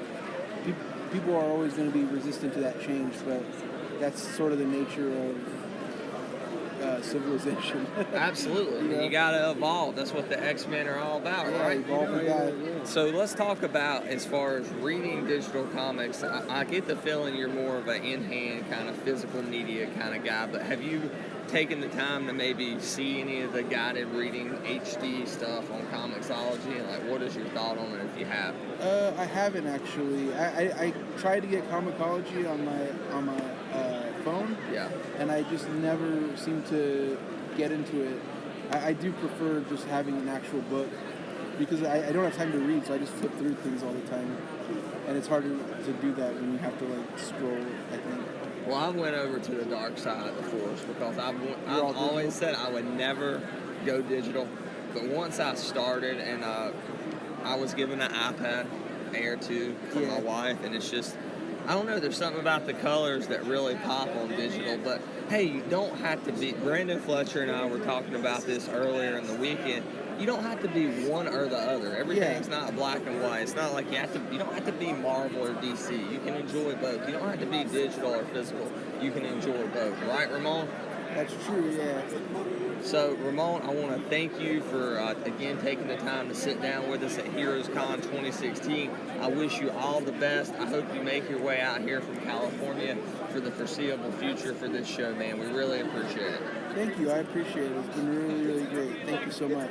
As far as on Twitter, a website, where can people find more of you on the internet, Ramon? At Ramon Villalobos on Twitter, the Ramon Villalobos on Instagram, newcoolmeat.com to get my Tumblr, which I need to update more. Yeah, I think that's it. Facebook.com/Ramon Villalobos. I'm everywhere. So pretty much everywhere /Ramon Villalobos or at Ramon Villalobos, it sounds like. Yeah, almost. There's a couple things that I didn't get to, but most of them, yeah. Well, you're the real Ramon Villalobos, and I'm the real Brad Bell reporting from HeroesCon 2016 in Charlotte, North Carolina.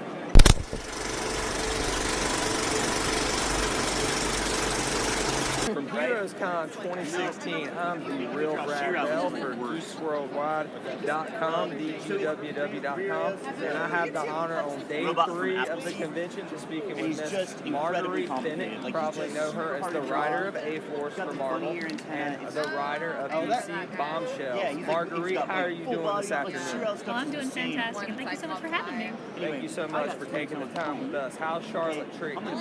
Oh, it's been wonderful. It's been so sweet and so welcoming, and this is actually my first year tabling, and so I would love to come back. And Michelle and do a really good job of making this a creator-driven con. Bring my Rebel game. It's very accessible for people to come up and interact with their favorite writers and artists. And you don't have a lot of the Hollywood types trickling in here like some of the bigger cons. Very comic focused. Does that mean a lot to you as a comics creator? Oh no, very much, and it's so encouraging to see a show of this size that can attract so much talent and this kind of turnout, and the passion of the readers and the audience. I mean, it just means the world. Best of boobs or style. Truly, that's good. We're glad to have you here. Top 5 Rebel artists. Stay quiet. All right, Marguerite, let's talk a little bit about A-Force. I've heard so many people since this came out of Secret Wars say this is the Avengers. I mean, you have a lot of stuff. Like you have the all-new, all-different Avengers, Mark Waid. You have the Ultimates, and so many people keep coming back to this. So many podcasts, so many websites right now. How does that feel to you to have this be called, even though it doesn't say Avengers, it says A-Force, to be kind of recognized as maybe probably the best Avengers book out there right now? Oh, that's mighty kind. Really, I mean, it was just such a game changer, and just really, great. I mean, I'll see your so much to softball me. in that It was one. the kind of book that I really wish existed when I was a little girl. And so now that I get to read it, as a fan, now that like that Kelly and Ben have taken over, it's just so delightful and sort of like brings back this sense of wonder, of what the world would have been, or like how much it would have meant, like if this came out when I was like 8-10 years old. And so like I love that book to pieces. And it's female empowerment. It really is to have a marquee Avengers book with an all-female cast. Who was your favorite character on A-Force to write?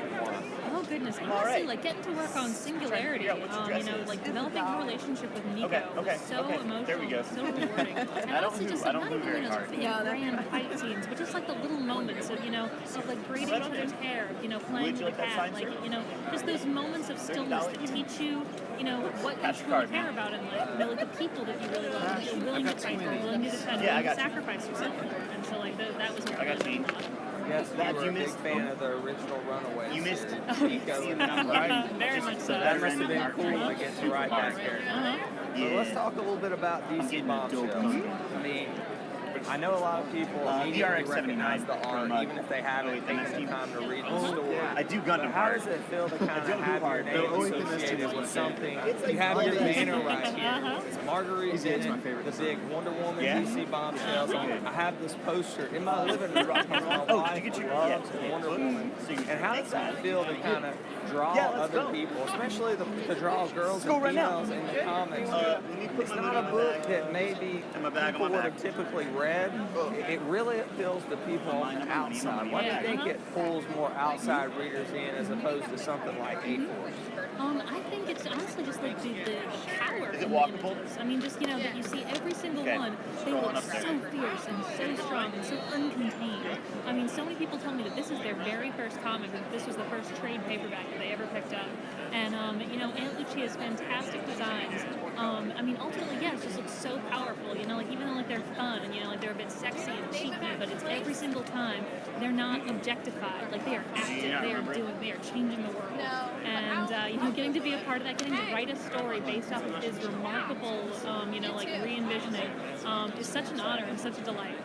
How did the whole Bombshells thing come about? Because as you said, it started as Barberie, and all of a sudden it's this really hot, ongoing series now. What was that process like of making it into that? Oh gosh, well really like the series exists because of the fans. I mean, there was such a delight and a response. With all the variant covers month that they did in August a couple years ago, like those sold out and people just loved Aunt Lucia's art so much. DC took notice this. You know, like they saw the cosplayers showing up. You know, like Oh, dressed, man, you know, and, like, craft in suit these now? versions of the heroines to the point that they saw more of those reimaginings than they did of the traditional designs, you know, in cosplay. And so they thought, you know, like if this is something that readers are passionate about, then let's give it to them. And I have been very vocal on Twitter about how much I love Anne's artwork. And so they reached out to me, and I spent 8 months designing this whole alternate history, you know, all these backstories for all these different characters, including some that you haven't seen Bombshells designs for yet, but are going to be announced this year in San Diego.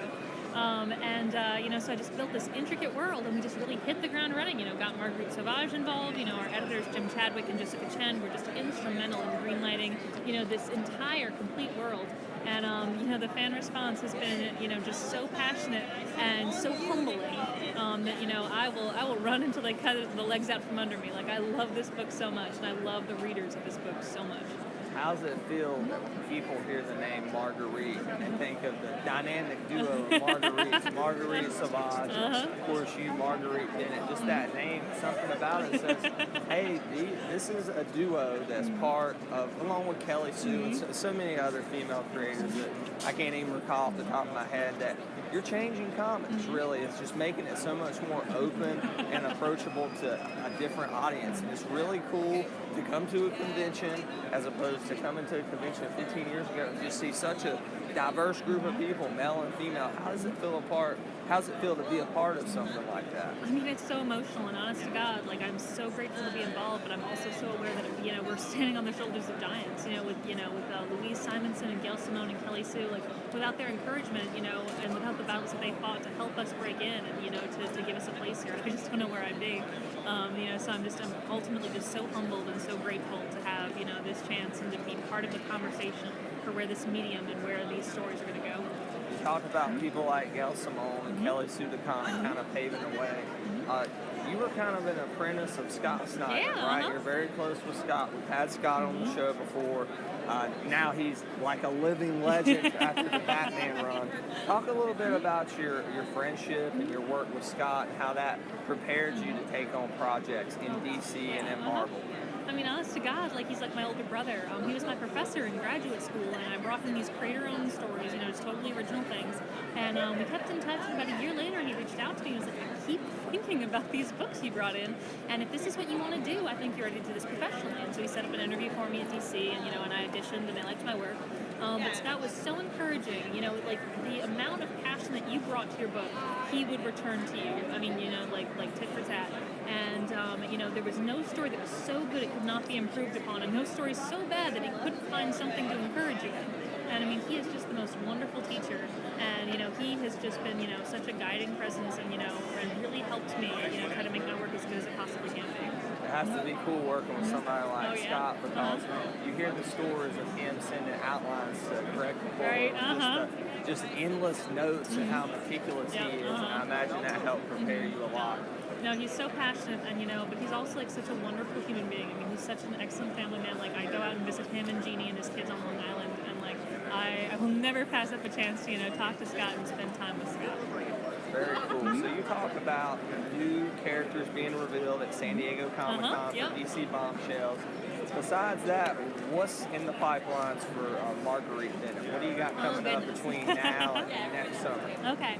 Well, I just got announced on Josie and the Pussycats with Audrey Mock and a new writer named Cameron Diordio, who I knew in graduate school and was also a student of Scott Snyder's. And let's see, at Aftershock Comics that publishes my creator-owned series Insects, we have a new series called Animosity coming out with Raphael de la Torre. And it is about, it's this like black comedy coming of age story about this dystopia where one day all the animals just sort of turn on and, you know, start thinking and start talking and start taking revenge. And so it's a completely bonkers series. And so if you want to check out, you know, more of my like insane stories, that is the place to do it.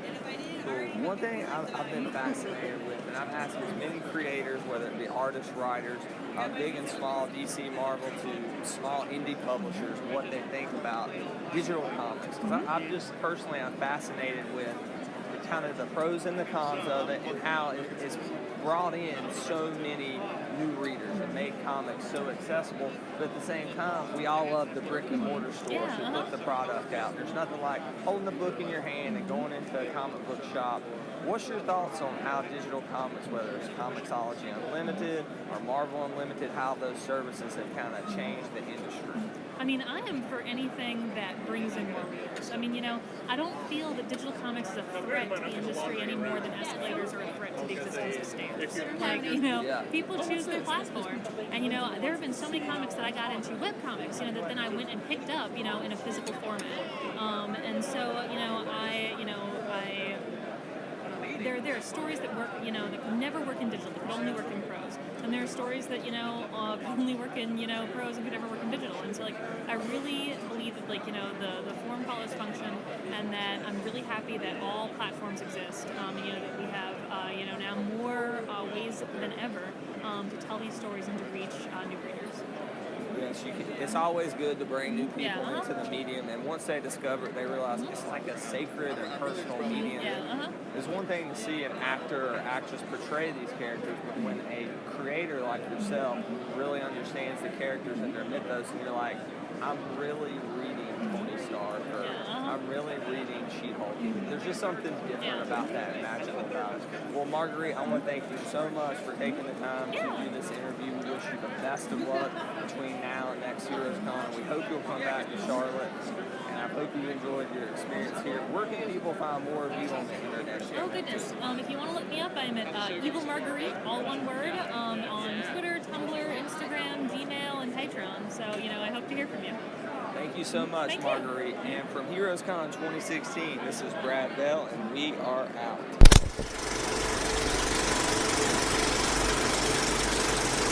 Brad Bell with Geeks Worldwide, and I'm here at HeroesCon 2016 in Charlotte, North Carolina.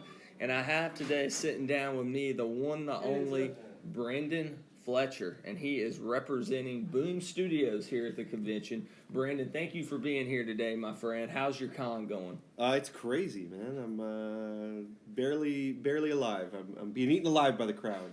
Are you getting a lot of Southern hospitality here? I hear Jason Latour took you out somewhere good. He did, yeah. I filled my face last night with some of the best meatloaf and mashed potatoes I've ever eaten.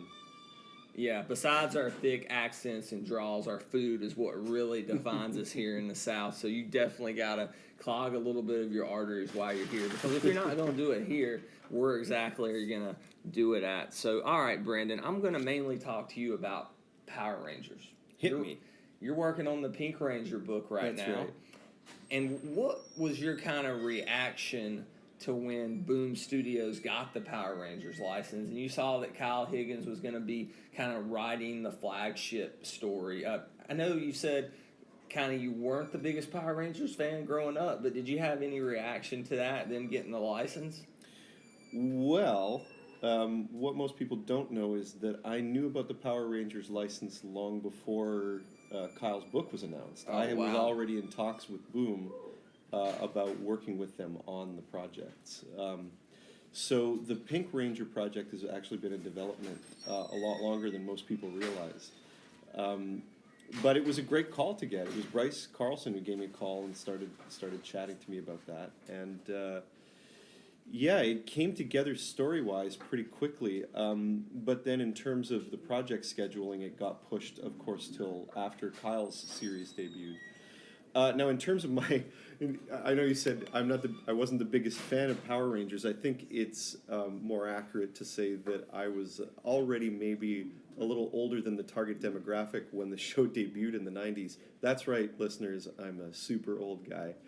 Don't let him fool you. He's really pulling off this salt and pepper beard, and that's what the ladies are really into. So oh, good. You're working it good, man. No. I mean, I watched Power Rangers when it came out, but it certainly wasn't the biggest thing for me. It really stuck with me later on after my nephew was born. And, I mean, granted, that was like Ninja Storm era. So I started getting into it more at that time, but I was always aware of the main Mighty Morphin cast. I knew the story, and when this gig came up, Bryce and I got to talking about it, and we we were able to put this story together out of the things that stuck out to me in the main mythology, and that was Kimberly's story, really, and how it kind of got cut off in the third season. She just up and left. I mean, they explained it story-wise, but it wasn't a very satisfying ending, I think. The Junior Goodwill Games was how they explained it, I believe. The Pan-Global Games. Okay, the Pan-Global. I think I'm thinking of Mighty Ducks, too, when I'm thinking of the Junior Goodwill Games. But so you kind of told them you wanted to focus on Kimberly and the Pink Ranger, or did they approach you with, hey, we want to do a Pink Ranger series? No, it was a more open situation where they wanted to talk about the options of me working on something within the Power Rangers franchise, and I immediately said, Kimberly Hart was robbed. Her story got cut off, and I'd like to be the one to continue it if that's possible. If you're about my age, if you're in your mid to late 20s, odds are Kimberly Hart was one of your first crushes. So I think many 20-something, early 30-somethings would agree with you. And the art in this book as well, it really does the character justice. We were talking on the way up to this interview. The new costume, amazing, incredible. Yeah, I would love to take credit for that, but I did not design the new costume. That is our illustrator, Daniele, he's an illustrator from Italy. He's incredible. And he designed that costume. I mean, we sent a lot of notes over. Kelly Thompson, my co-writer, and I had a very specific idea of what we wanted to see. And then, of course, Saban Brands got involved as well, and editorial. So there was a lot of cooks in the kitchen on that one. But it's official. Like, that is a real Saban Brands approved new costume for Kimberly Hart. That was kind of my holy shit moment when I was flipping the pages of the book. I was like, wow. And the thing was, the new movie costumes for the Rangers caught a little bit of flack, but this seems to be really well received. And they did kind of have some similarities with kind of the bigger diamond on the front of the suit. So I found that odd, but nonetheless, I really dug the outfit, as I know a lot of readers did. So we knew we had to deliver something different because the Mighty Morphin Pink Ranger exists in the universe at this time as Kat. She's out there with the Mighty Morphin Australian team. Kat. Yeah, she's wearing Kim's old costume.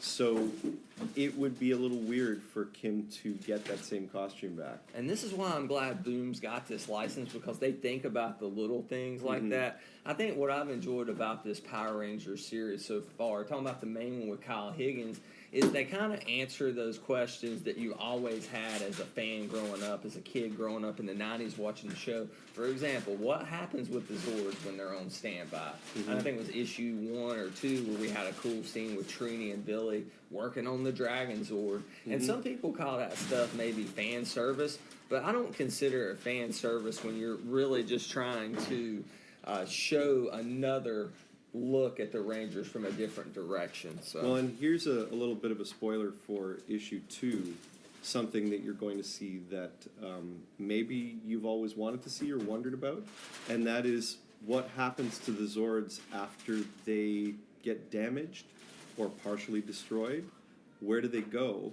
I really want to know that, and I'm guessing you're not going to tell me right now. I'm not going to tell you issue number 2. So I'm not going to tell you right now, but you may see some Zords that, at this point in the timeline, should not exist, and you'll see a reason for it. Okay, very cool. I'm looking forward to that. Let's talk a little bit about DC shifting directions. Sure. You had a good run on Black Canary there, and I know you've been working on Gotham Academy. I know that's kind of your baby there. I just wanted to talk a little bit about DC Rebirth overall. And I know, unfortunately, sadly, your Black Canary is not going to be a part of that. That kind of breaks my heart a little bit. But have you been able to check out or read any of the titles of DC Rebirth? I just kind of like to get your thoughts on that so far. I know it's early.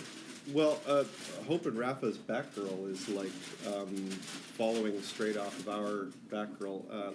They're our friends, you know. We're super lucky to have been able to create this new version of Batgirl, and then as we leave, hand it over to people that we truly, you know, have a great deal of affection and admiration for. So we're just so lucky. The new Batgirl is fantastic. I hope all the people who've been buying our run on Batgirl continue to buy it. I'm sure they will. It's a very beloved run. I think y'all are kind of ahead of the curve on Rebirth. You, Cameron Stewart, Babstar, everybody that worked on it, because I think DC Rebirth really put a lot of the joy back into those characters. We actually see them smile and have fun.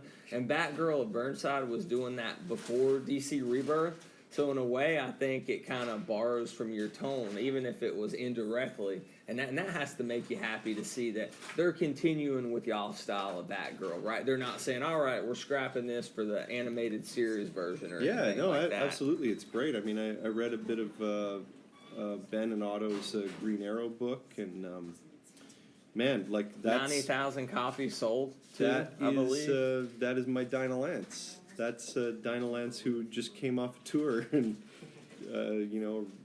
rock singer lady, now in Seattle, hanging out with Green Arrow and his little sister, and it's great to see that. Andy Corey, the editor, wrote to me a few weeks ago and asked me to send over the lyrics for the Black Canary music so that he could incorporate them into the comic, which is great.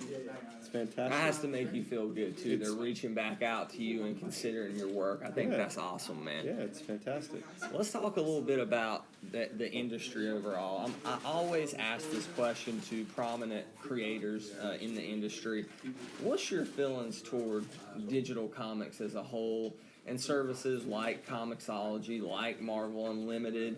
Are you a fan as a creator of these because it puts comics out there to more people, or do you kind of see it as a slippery slope? Because I know there was kind of a backlash with the whole Comixology Unlimited, where you had some creators who were kind of upset that, hey, they didn't even ask me that my book was going to be part of this.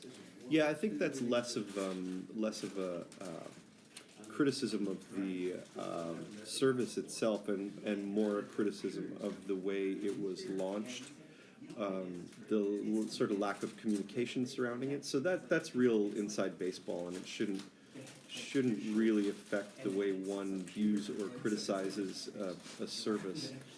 I think that all of that stuff is necessary. I think, to my mind, it's all happening way too slowly. I think the brick and mortar retailers are a super necessary part of our business, and one that a lot of my peers and I celebrate on a daily basis. Like Shelton, who's putting on this convention. Exactly. Mr. Shelton Drum. Exactly. Heroes are hard to find. But a lot of us don't see digital as a threat to brick and mortar. They're two complementary parts of a larger business, and we need to grow this business, and digital is a perfect way to grow the business, and I think we would, as an industry, be remiss if we let it pass us by. What fascinates me is when a lot of these numbers come out, you see on the websites like CBR, Newsarama, the top 100 books or whatever, but they're like, yeah, but we're not including digital in those numbers. Well, that is, to my knowledge, because the digital services don't necessarily reveal the numbers in a clear way, or in a way that fits the timeline of the reporting of the numbers. They might report their numbers 90 days later or something. So when you're tabulating things, maybe it doesn't all line up. But I think there are ways to guess about what digital is doing, or digital on some specific titles is doing. And like in today's society, people seem to be all one way or the other. Either we're all digital, or we're all physical, or we're all Marvel, or we're all DC. There's nothing wrong really with having like buying an omnibus or something at a show and getting it signed, or a graphic novel and still reading digital. You don't have to be one or the other. You can enjoy both. Don't you agree, Brendan? Yeah, absolutely. That is the way I see it. The best way to do it. I mean, you can services like Comixology Unlimited or Marvel Unlimited let you taste and try as many series as you can handle, and if you get super invested in something, then obviously you're going to want to pick up a a physical copy at some point, whether it's just as a keepsake or as a representation of your affection for it, or as a way to, enjoy it in a classic delivery system, or maybe you just want to get something signed by the creators. Have you ever signed an iPad or a tablet for somebody at a convention? No. I've heard stories, Brandon, of creators actually doing that. And I don't know. I just can't imagine. We're actually, ironically, recording on an iPad here. I can't imagine, like, taking the OtterBox off and saying, hey, will you sign this? Yeah, I don't know. I wouldn't be comfortable doing that, but whatever. Yeah, exactly. So, Brandon, is there anything you want to talk about as far as your upcoming work? I know you got something planned to image that you maybe want to share with our listeners. We've got 2 image books coming up.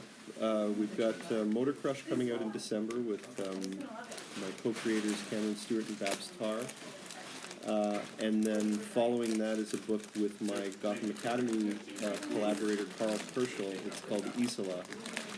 It's very much a Ghibli-inspired Princess Mononoke style story of a journey of 2 women halfway around the world to try to return one to human form. When can readers expect those books to hit shelves at comic book shops? Motor Crush is December 2016, and Isola will follow hot on the heels of it in spring of 2017. Of course, that'll all be available digital as well through comics like services, like Comixology. That's right.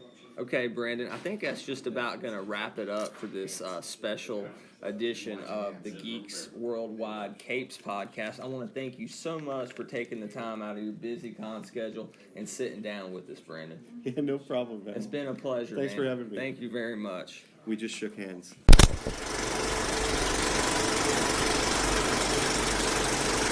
I'm Brad Bell with GeeksWorldwide.com, here representing our site at HeroesCon 2016 in Charlotte, North Carolina. I have the honor and privilege of sitting here with one of the most iconic artists, especially when it comes to Spider-Man artists, one of the more definitive Spider-Man artists in the history of Marvel Comics, Mr. Mark Bagley, which I say Bagley. My friend says Bagley A. It's Bagley. Okay, that's what my. Thank you. So you have cleared it up for one of our other people at the website who always pronounces your name Mark Bagley A. And I actually talked to your daughter on the way in here. I'm like, it's Bagley, right? She's like, yes. So I can get that on the record. It is Mark Bagley, right? On the record, yes, it's Bagley. All right, I appreciate you sitting down with us this afternoon, Mark, at the end of a busy day. Have you had a good con? Do you enjoy Charlotte as a city? Oh, yeah, it's great. Charlotte's a wonderful city. The con's great. Shelton Drum, who runs the thing, is a great guy. Good guy. So having a good time. He's done a good job of kind of protecting this toward more comic-centric interests, artist-driven interests, instead of letting a lot of the Hollywood kind of seep in like it has at other cons. So just keeping the riffraff out, yeah. Yeah, none of that movie stuff. We just want the pure source material. Right. Now, I say a definitive Spider-Man artist because, I mean, my Spider-Man that I read growing up, I'm 29 years old. So I was in like middle school when Ultimate Spider-Man started coming out. You were doing that with Brian Michael Bendis. How does it feel to be known as one of those definitive Spider-Man artists? Because, I mean, I put you up there, I mean, of course you have Ditko, the original, but I put you up there with the McFarlanes of the world, and I consider you the definitive one. In fact, I had a big argument with a colleague of mine when I didn't love the movie, but I loved the Amazing Spider-Man 2 outfit, the Andrew Garfield outfit, and it had those big eyes, very similar to the Spidey that you draw. And I think that's your Spider-Man. Some people were saying that's more McFarlane Spider-Man. What's your opinion on that? I actually I did some production stuff for the movie, not just very little. They'd already decided sort of on the look, but they asked me to do some drawings in my style of Spider-Man for it. So yeah, they were looking at Ultimate Spider-Man big time when they did their book. And they use that kind of as a source material for some of those movies too. So besides Spidey, what would you say your favorite character in the Spider-Man mythos is to write? Gwen, MJ, Aunt May? To draw? You mean to draw? To draw, yeah, I'm sorry. Apologize. I don't know. I love drawing Kingpin. To me, unless it's a pain in the ass to draw, like Carnage is a pain in the ass to draw. What about Venom? Venom's a little bit easier to draw than Carnage is because he can do more with his face, the teeth and the expressions and everything. to me, drawing is drawing, and it's fun. As long as the story's good, I don't really care which character it is anymore. You know, Spider-Man was always my dream character to work on when growing up, and I filled that big time. And but you know, I love drawing faces. And I love drawing anything. So. Yeah, as long as you're having fun doing it and you're leaving kind of an indelible mark on that character, which, I mean, one of the most marketable and well-recognized characters in all of fiction, all across the country. He's got a very worldwide brand appeal. Yeah, the world, exactly. I really like your Gwen Stacy, I just have to say, because you kind of captured that youthful energy of the character, but you modernized it too. And to me, you never jeopardized like any of her classiness. You talking about Ultimate Gwen Stacy? Yeah, I'm talking about Ultimate Gwen Stacy here. I really wanted to. I actually had an idea for her look. It's like, remember when Madonna wasn't skanky? She was really young, but kind of tough looking, and kind of. That was my idea for her at first. And in fact, margin notes when I designed her was that. But the idea of them being young and youthful, that was half the fun of the book. And that was the amazing thing about it, was keeping them that age for that long throughout the entire run of the book. It was a great experience. It was you're very subtle when you draw female characters. I never see someone be like, oh, this is very objective, or it doesn't ever make me feel uncomfortable in any way. I think you're really, and even your older stuff, you're talking about the 90s, I mean... I've been known to objectify. I'll objectify with the best of them, I'm sorry. You think so? I've been around for a long time. So, yeah, well, you know. Yeah, I mean, you branched off. Sometimes they don't feel good about it, but I'll do it. So you mentioned you've been around for a while. What has changed most about the industry since you entered it? Because you've obviously seen different levels of growth, right? We had the 90s boom. Oh, yeah. And now we're kind of having a different kind of boom with all the films and TV shows drawing people back to the source material. So what have those different eras and experiences been like for you? Does one stick out over the other? Well, the big thing about when it comes to boom times and that sort of thing is financially for us creators is, you know, in the 90s we made lots and lots of money. It's fun. Yeah. We still do fine, but it's, you know, that affects us a lot. When it comes to the actual work, that really doesn't affect our work. Technology is the biggest thing that's changed between, you know, computerization, digitizing everything, all that. It's speeded up the process amazingly. It's made drawing a lot easier for a lot of the younger guys, especially. It's made, and I haven't drawn a car from scratch in years because of Google SketchUp. You know, it's just programs that help you along. It's tools. It's as much a tool as a pencil is or a pen, but you know, it's just easier that way. So. What's your feeling overall on how digital comics have impacted the industry with services like Marvel Unlimited, like the recently announced Comixology Unlimited? Good or bad for the industry, in your opinion? I'm not sure yet because I'm not that involved in it, and I like having the actual thing. I like having the hard copy. You know, if I can figure out a way to get me royalties off of this stuff digitally, that's fine. That's something else entirely. I have these discussions with the newer guys in the business. When they're done working fully digital, they have a file. When I'm done, I have a piece of artwork that I can keep, I can sell, I can, you know, bequeath, and I think that's important. That makes it a piece of artwork. Whereas, you know, they are very artistic drawing in what they do, but when they're done, they have a file. In 10 years from now, who's to say they can even open that file? I mean, how many of us have used to have VCRs, and how many of us have tapes? You don't use floppy disk anymore, No, Mark? I don't use floppy disks anymore. You know, I mean, I think NASA's, Pentagon still does, but... yeah, I saw that. That's exactly. crazy. But, you know, so... Just having something tangible. I think Stan Lee said it best when it came to digital comics. Have you ever heard his quote on it? No. Comics are like female breasts. They look good on the screen, but there's nothing like holding them in your hand. Okay. That is speaking of objectivity. That's taking it down to its basic core. But that was Stan's quote on digital comics, and I've adopted digital comics just with getting press copies and stuff. But there's nothing like a brick and mortar store and putting stuff on your shelf and stuff. Exactly. You know, it's like. Hello, friends. Fancy Pants here. I just wanted to go ahead and if you have announce Comcast or Xfinity and they say, hey, download this movie and own it. In our 10 Who the hell's and going to under do age that? category, I want to have that thing, place, you we know, I have want to have a Rosie disc. I Clark. want to have something that, In second place, we have Caitlin, you who's 9 own, years that you old. possess, and it's And in tangible. first place, we I have like that with Isabella art, Rose comics, and that sort Sheffield. of thing, you know. In our 11 through 15 age group, in third place, we have Anna. The digital stuff has mainly helped the production for me. That's the biggest influence. And also when it comes to breaking into the business and getting yourself known. I mean, there's so many more outlets than there was when I was young. In third place, so looking back on your career, which is not over yet, definitely not a closed book. No, definitely not. I can definitely call that right now. But what is the ultimate holy shit moment for you, where it was like, I'm living my dream? Was it getting the gig to draw Spider-Man for the first time? Amazing Spider-Man. That's when I knew I'd really arrived. I mean, until then I'd done, New Warriors, and I'd done Strike Force North Tory, and Captain America back up to getting to do Amazing Spider-Man was my childhood dream.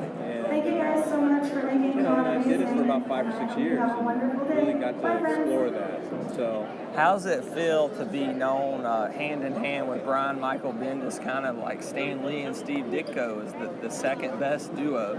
I mean, I could argue the best duo, but the second most well-known duo to work on that iconic character. Well, it's, I'm at that age now where I have fans that come to the table at the desk and they're 10 years old because they're reading right now and they're just getting into it, and they're 35 and 40 years old because they started picking the comics up, that long ago. So I don't ever take that for granted. And when I look over on my bookshelf and I see the collected Ultimate Spider-Mans, and it's a space that's 18 inches wide, 2 feet wide of just solid work, that's something you can hang your hat on. That's something when I go, 20 years from now, when people look at the history of comics, it's not just a 6-issue miniseries here, a 3-issue miniseries there. It's this block of work that influenced, 10 years, 15, 20 years of comic book readers, which is pretty cool, and I thank Brian Bendis for that. I think Marvel, supporting it, and the fans, of course. You still keep in contact with Brian much, or no? It's pretty, not very often because he's so damn busy, and I am too. He lives on the West Coast, I live on the East Coast, but we're buddies, and if he called me tonight to do something, I'd do it. I'd go out on my way to do it for him. And I think the same goes for him.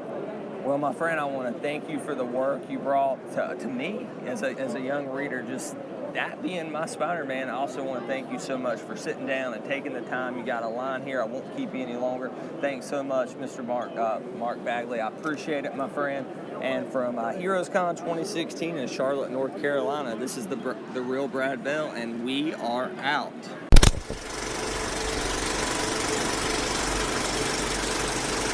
Live from HeroesCon 2016, I'm the real Brad Bell in Charlotte, North Carolina. Today is June 18th, 2016, and I have with me a very, very special guest, because not only is she a guest, but she's a personal friend, and she is someone who helped actually launch my podcasting career. She was one of the original members of the Epic Review team back when we did the Confirmed Epic podcast on its own, 50-something episodes ago, whether you can believe it or not. Miss Gena Wiltshire, who used to call herself Gena Beaner, but I don't think that's her Twitter name no more. Gena, how are you doing? I'm doing great. This has been a really fun con so far. Thanks so much for this interview today. I really appreciate it. It's all our pleasure at Geeks Worldwide, GWW.com. All right, Gena, talk about what you got going on at the convention. What exactly kind of product are you offering the good people in Charlotte today? Well, I specialize in clothing, particularly geek and unique clothing. So today I have with me my skirts, and they're roughly about a 19-inch skirt, flare skirt, one size fits most, and they have all different kinds of characters on them. I have Marvel, DC, Star Wars, Star Trek, Doctor Who, My Little Pony, pretty much anything you could think of I have. And I also have like patterns and things that show the more unique side of a person and less more department store look. So that's what I've brought here today. So talk about this kind of geek clothing phenomenon, because I think when you and I were in high school, like if you wore a Star Wars shirt or you wore a Spider-Man shirt, it was like, loser! But now that's not the case, right? With all the movies and TV shows, geek culture is pop culture. So people want to represent their favorite heroes, whether it be a t-shirt, a skirt. Kind of talk about that kind of change in direction. Has that helped you out any as far as your business or your inspiration to do this business? Well, the reason I started was because I kept saying to myself, man, I wish I had something that I could wear, something that represented my loves, which are, you know, mainly Star Wars and Batman and that kind of thing. And it was something that I really wanted. And I was like, I should just make my own clothes. And so that's what I started doing. And then I told myself, man, if this is the stuff that I really love, I'm sure there are other people out there that love this too. And you're completely right about, you know, back in the early 2000s when we were in high school, it wasn't cool to wear graphic tees of your favorite hero or TV cartoon or whatever, but it definitely has gone mainstream, and I think the Marvel movies especially have really made that more of a mainstream thing. People understand or are more exposed to this kind of thing, and so I feel like I cater to both the mainstream person who's just, you know, mildly interested, as well as the more like full-time geek, this is what I love, this is what I do. So I have something for everybody. That's very cool. And I think we can kind of speak to this more than others, because when we're not doing this kind of stuff, when she's not designing geek clothing, when I'm not podcasting or writing for the site, we actually both are teachers. And we kind of see the different trends and what is hip and what's not with the young people today. And I can tell you from my experience being a high school history teacher that all the different groups of people, whether you're talking about the drama kids, the band geeks, the cool kids, whatever, they all have superhero shirts within their wardrobe. And it's like fascinating, like kids that would have never wore superhero shirts or Star Wars shirts back when we were in high school are wearing them. And I think that does speak a lot to the quality of these movies, TVs, comics. And like you said, I agree with you, the Marvel movies have done a really good job at that. So there's some other stuff at your booth too, and it's not just your stuff. Why don't you talk about some of the other products y'all are offering? Okay, well, the other product that I'm offering is called Whimsy, and it's a crocheted stuffed animal that it's basically a whole bunch of circles sewn together, blobby shapes that come out to like this little character is like... It looks like Little Big Planet, just a little bit. Oh, yeah, I could totally see that. It wasn't what my design was off of. In fact, my design came from, I was crocheting dolls, and I loved the pattern that I was using for the head so much that I incorporated that design into the rest of the body and arms. And it's almost like a water droplet, you know, sort of shape. And then I have a partner here with me today. Her name is Caitlin, and she is actually, her business is called Wild Child Designs, and she does hand embroidery dice bags for people who play D&D or people Pathfinder. like Andrew Stokes, yes. aka Andrew Stokes, our other podcast host and close friend, who I could not get to come to this convention. I don't know what he's doing today, probably playing board games or something. He just was telling me about a new board game. He said it sounded really sad, but he enjoys it because when he can't get anybody to play, he can play it by himself. So I think maybe we should bring Andrew back one of these dice bags just as a souvenir. All right. Do you know what his favorite character is? From what game?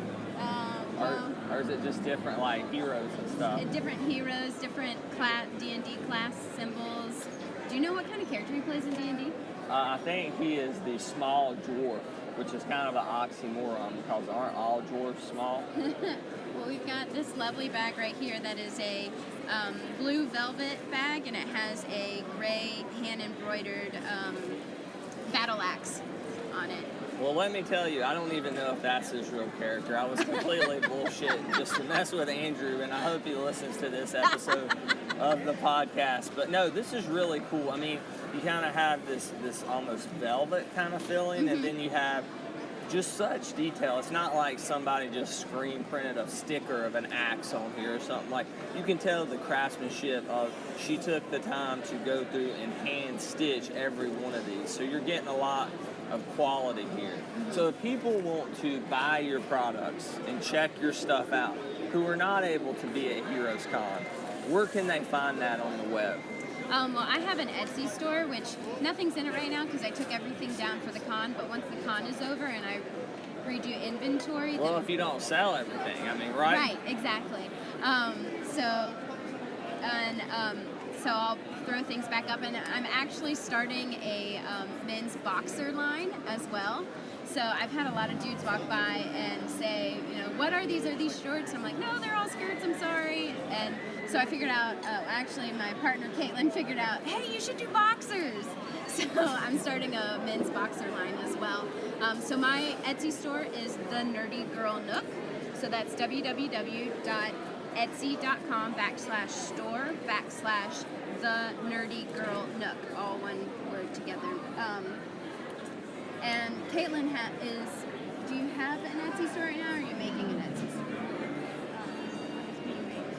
Okay, she is in the process of making an Etsy store right now. And I think that is a really good idea for these board gamers and stuff out there, because people that are board gamers are like serious about their, I don't know if die or dice would be the right way to say it. Gena, how would I say it? I would say dice. I would say dice too. That's what I would say, because dice is the plural. But I've heard people, kind of contradict that. I want to ask you something. This may be a little bit of a tough question, but I know you're ready to answer it. So what do you think really, the skirts are one thing. They're completely unique. I don't see anything like this at a Kmart, a Walmart, or any upper echelon stores, right, at least that I've been in. But the boxers, I mean, I can go into Walmart and get a pair of Batman boxers. In fact, I have Batman, TMNT, and Ninja Turtle boxers that I sleep in. So, what's going to separate your stuff from that stuff? Well, I think really what's going to separate it is the quality. Like, I put time and effort into it, making sure that the stitching is correct and that everything is well sewn, that seams aren't going to come apart.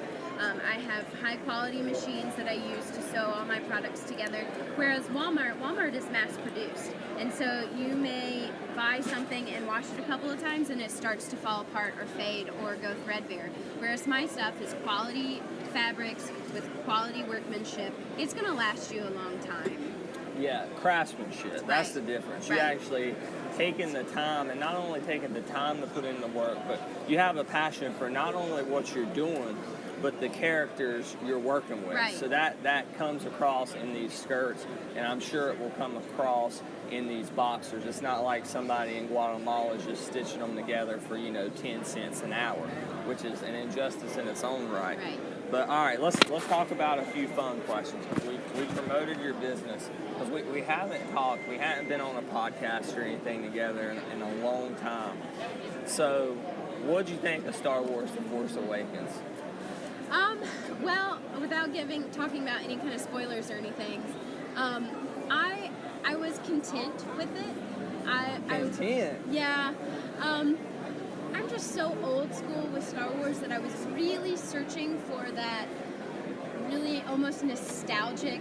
You didn't get that out of this movie because, let me ask you something. I remember once upon a time, I told you my favorite Star Wars movie, like most people, is Empire Strikes Back. And you said you're a purist. Your favorite was The New Hope, if I remember correctly, Yes, right? yes, and it is still my favorite. I mean, this is the most... It's an homage to A New Hope. That's what it is. Some people would say too much of an homage, too much of a retreading. So is that why you didn't like it?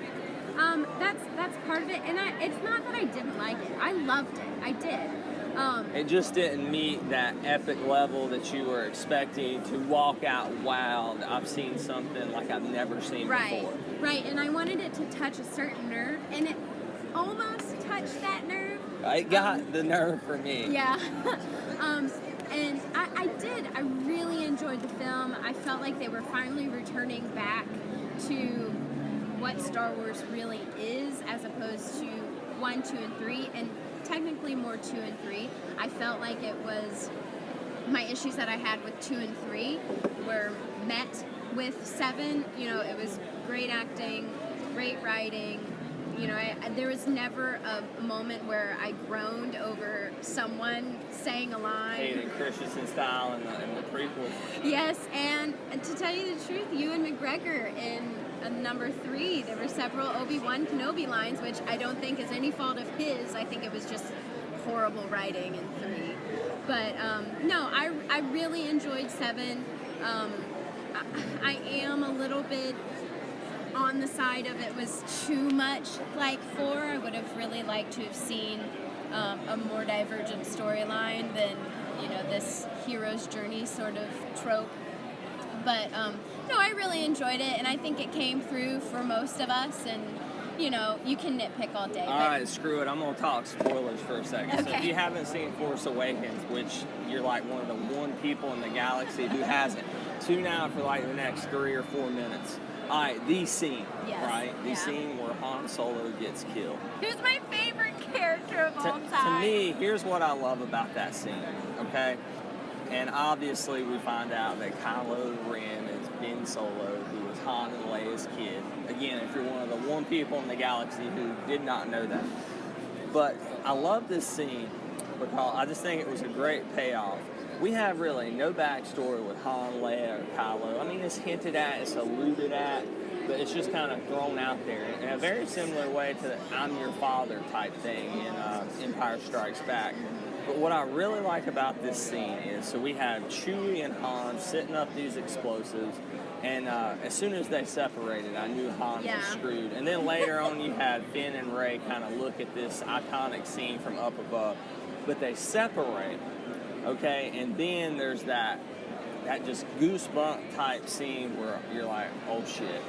And they're staring each other in the eyes, and you're like, father-son conflict coming.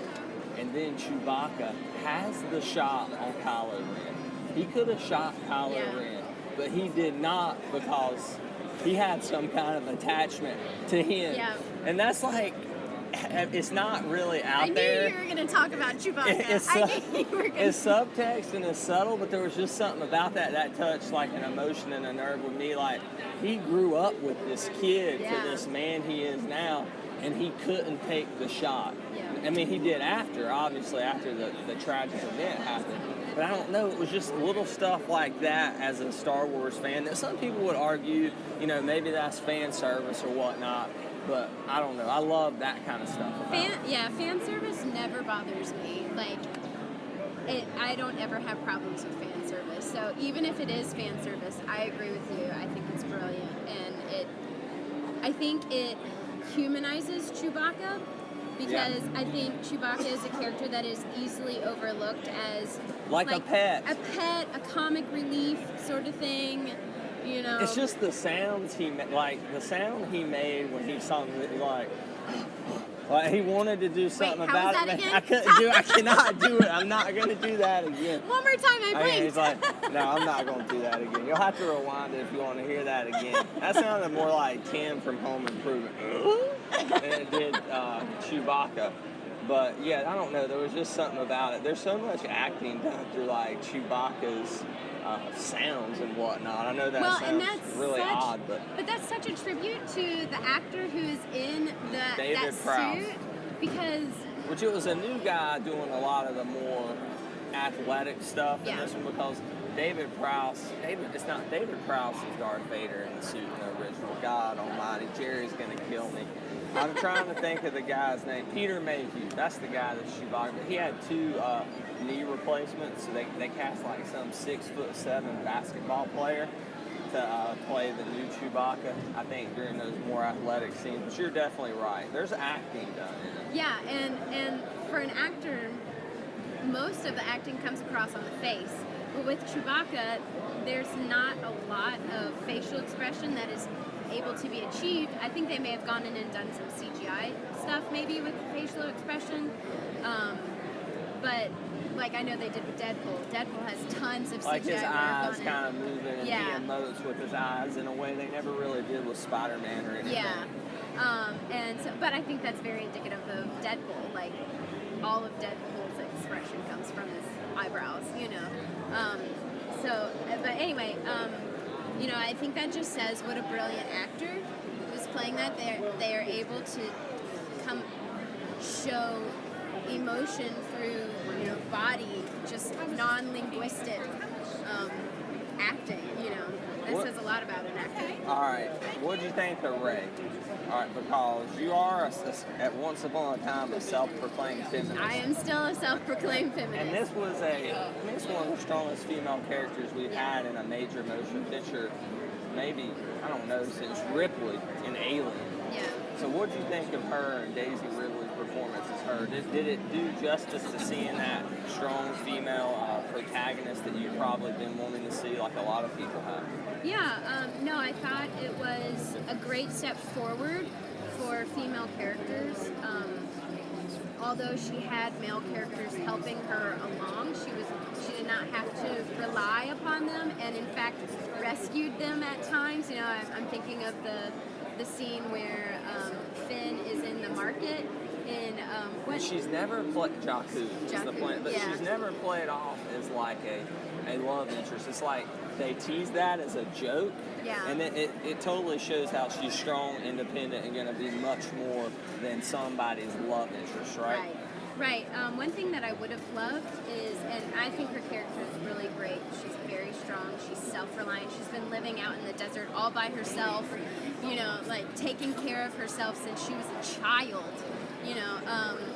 and whose kid do you think she is? Who do you think she really is? What's her origin? If you just had to guess. Well, I feel like the movie very strongly alluded to her being Luke's child. I think so too. I've heard that's not the case, but I guess we'll find out Christmas 2017 or something like that. Something like that. What I would really love to see is in the next film is if Rey and Leia developed some kind of deep relationship and their characters interacted. Because from a feminist perspective, you're always looking for characters that are developed through a relationship other than with a man. So, and there's actually, do you know the name of that test? The Bechdel test. Bechdel test, yeah. I'm familiar with the Bechdel test. Yeah. I'm trying to remember the specifics of it, but It's a female character. Female character interacting with another female character, talking about something other than relationships with or men. anything sexual or anything like that. For more than 2 minutes. As long as it's not a man. Anything as long as it's not a man. Yeah. Okay. Yeah, for more than 2 minutes, I believe. So this passed the Bechdel test. I think would it have did. to I think re-watch it.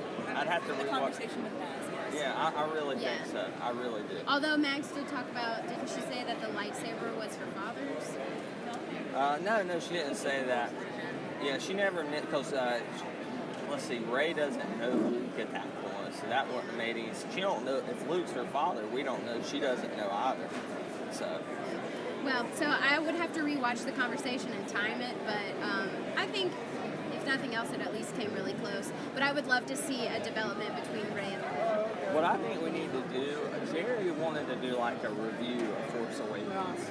And we've kind of done that here. Sorry, Jerry. But like one thing I really wanted to start doing on the Confirmed Epic podcast, now on the GWW Radio, thank you, is to do some movie commentaries on either movies we really love or movies that are just so bad they're funny. Yeah. And I just think we can get a lot of shits and giggles out of that. And I think it would be a fun one to review The Force Awakens, especially since you haven't been around and we know how much Star Wars means to you. So maybe we can find time to do that in the next couple days before you go home.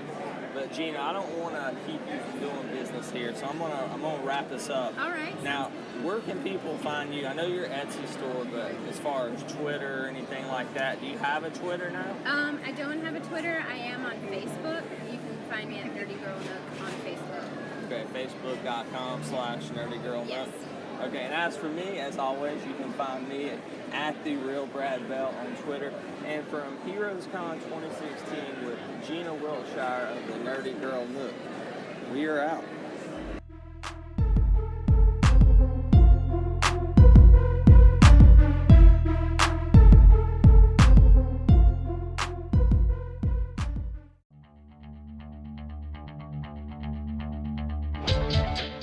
This has been a production of the GWW Radio Network. Please don't forget to subscribe, rate, and review us on iTunes, Stitcher, and SoundCloud. Also, check out Geeks Worldwide at thegww.com for all the latest news, reviews, and opinions on video games, comics, movies, TV, cosplay, and more. Geeks, assemble!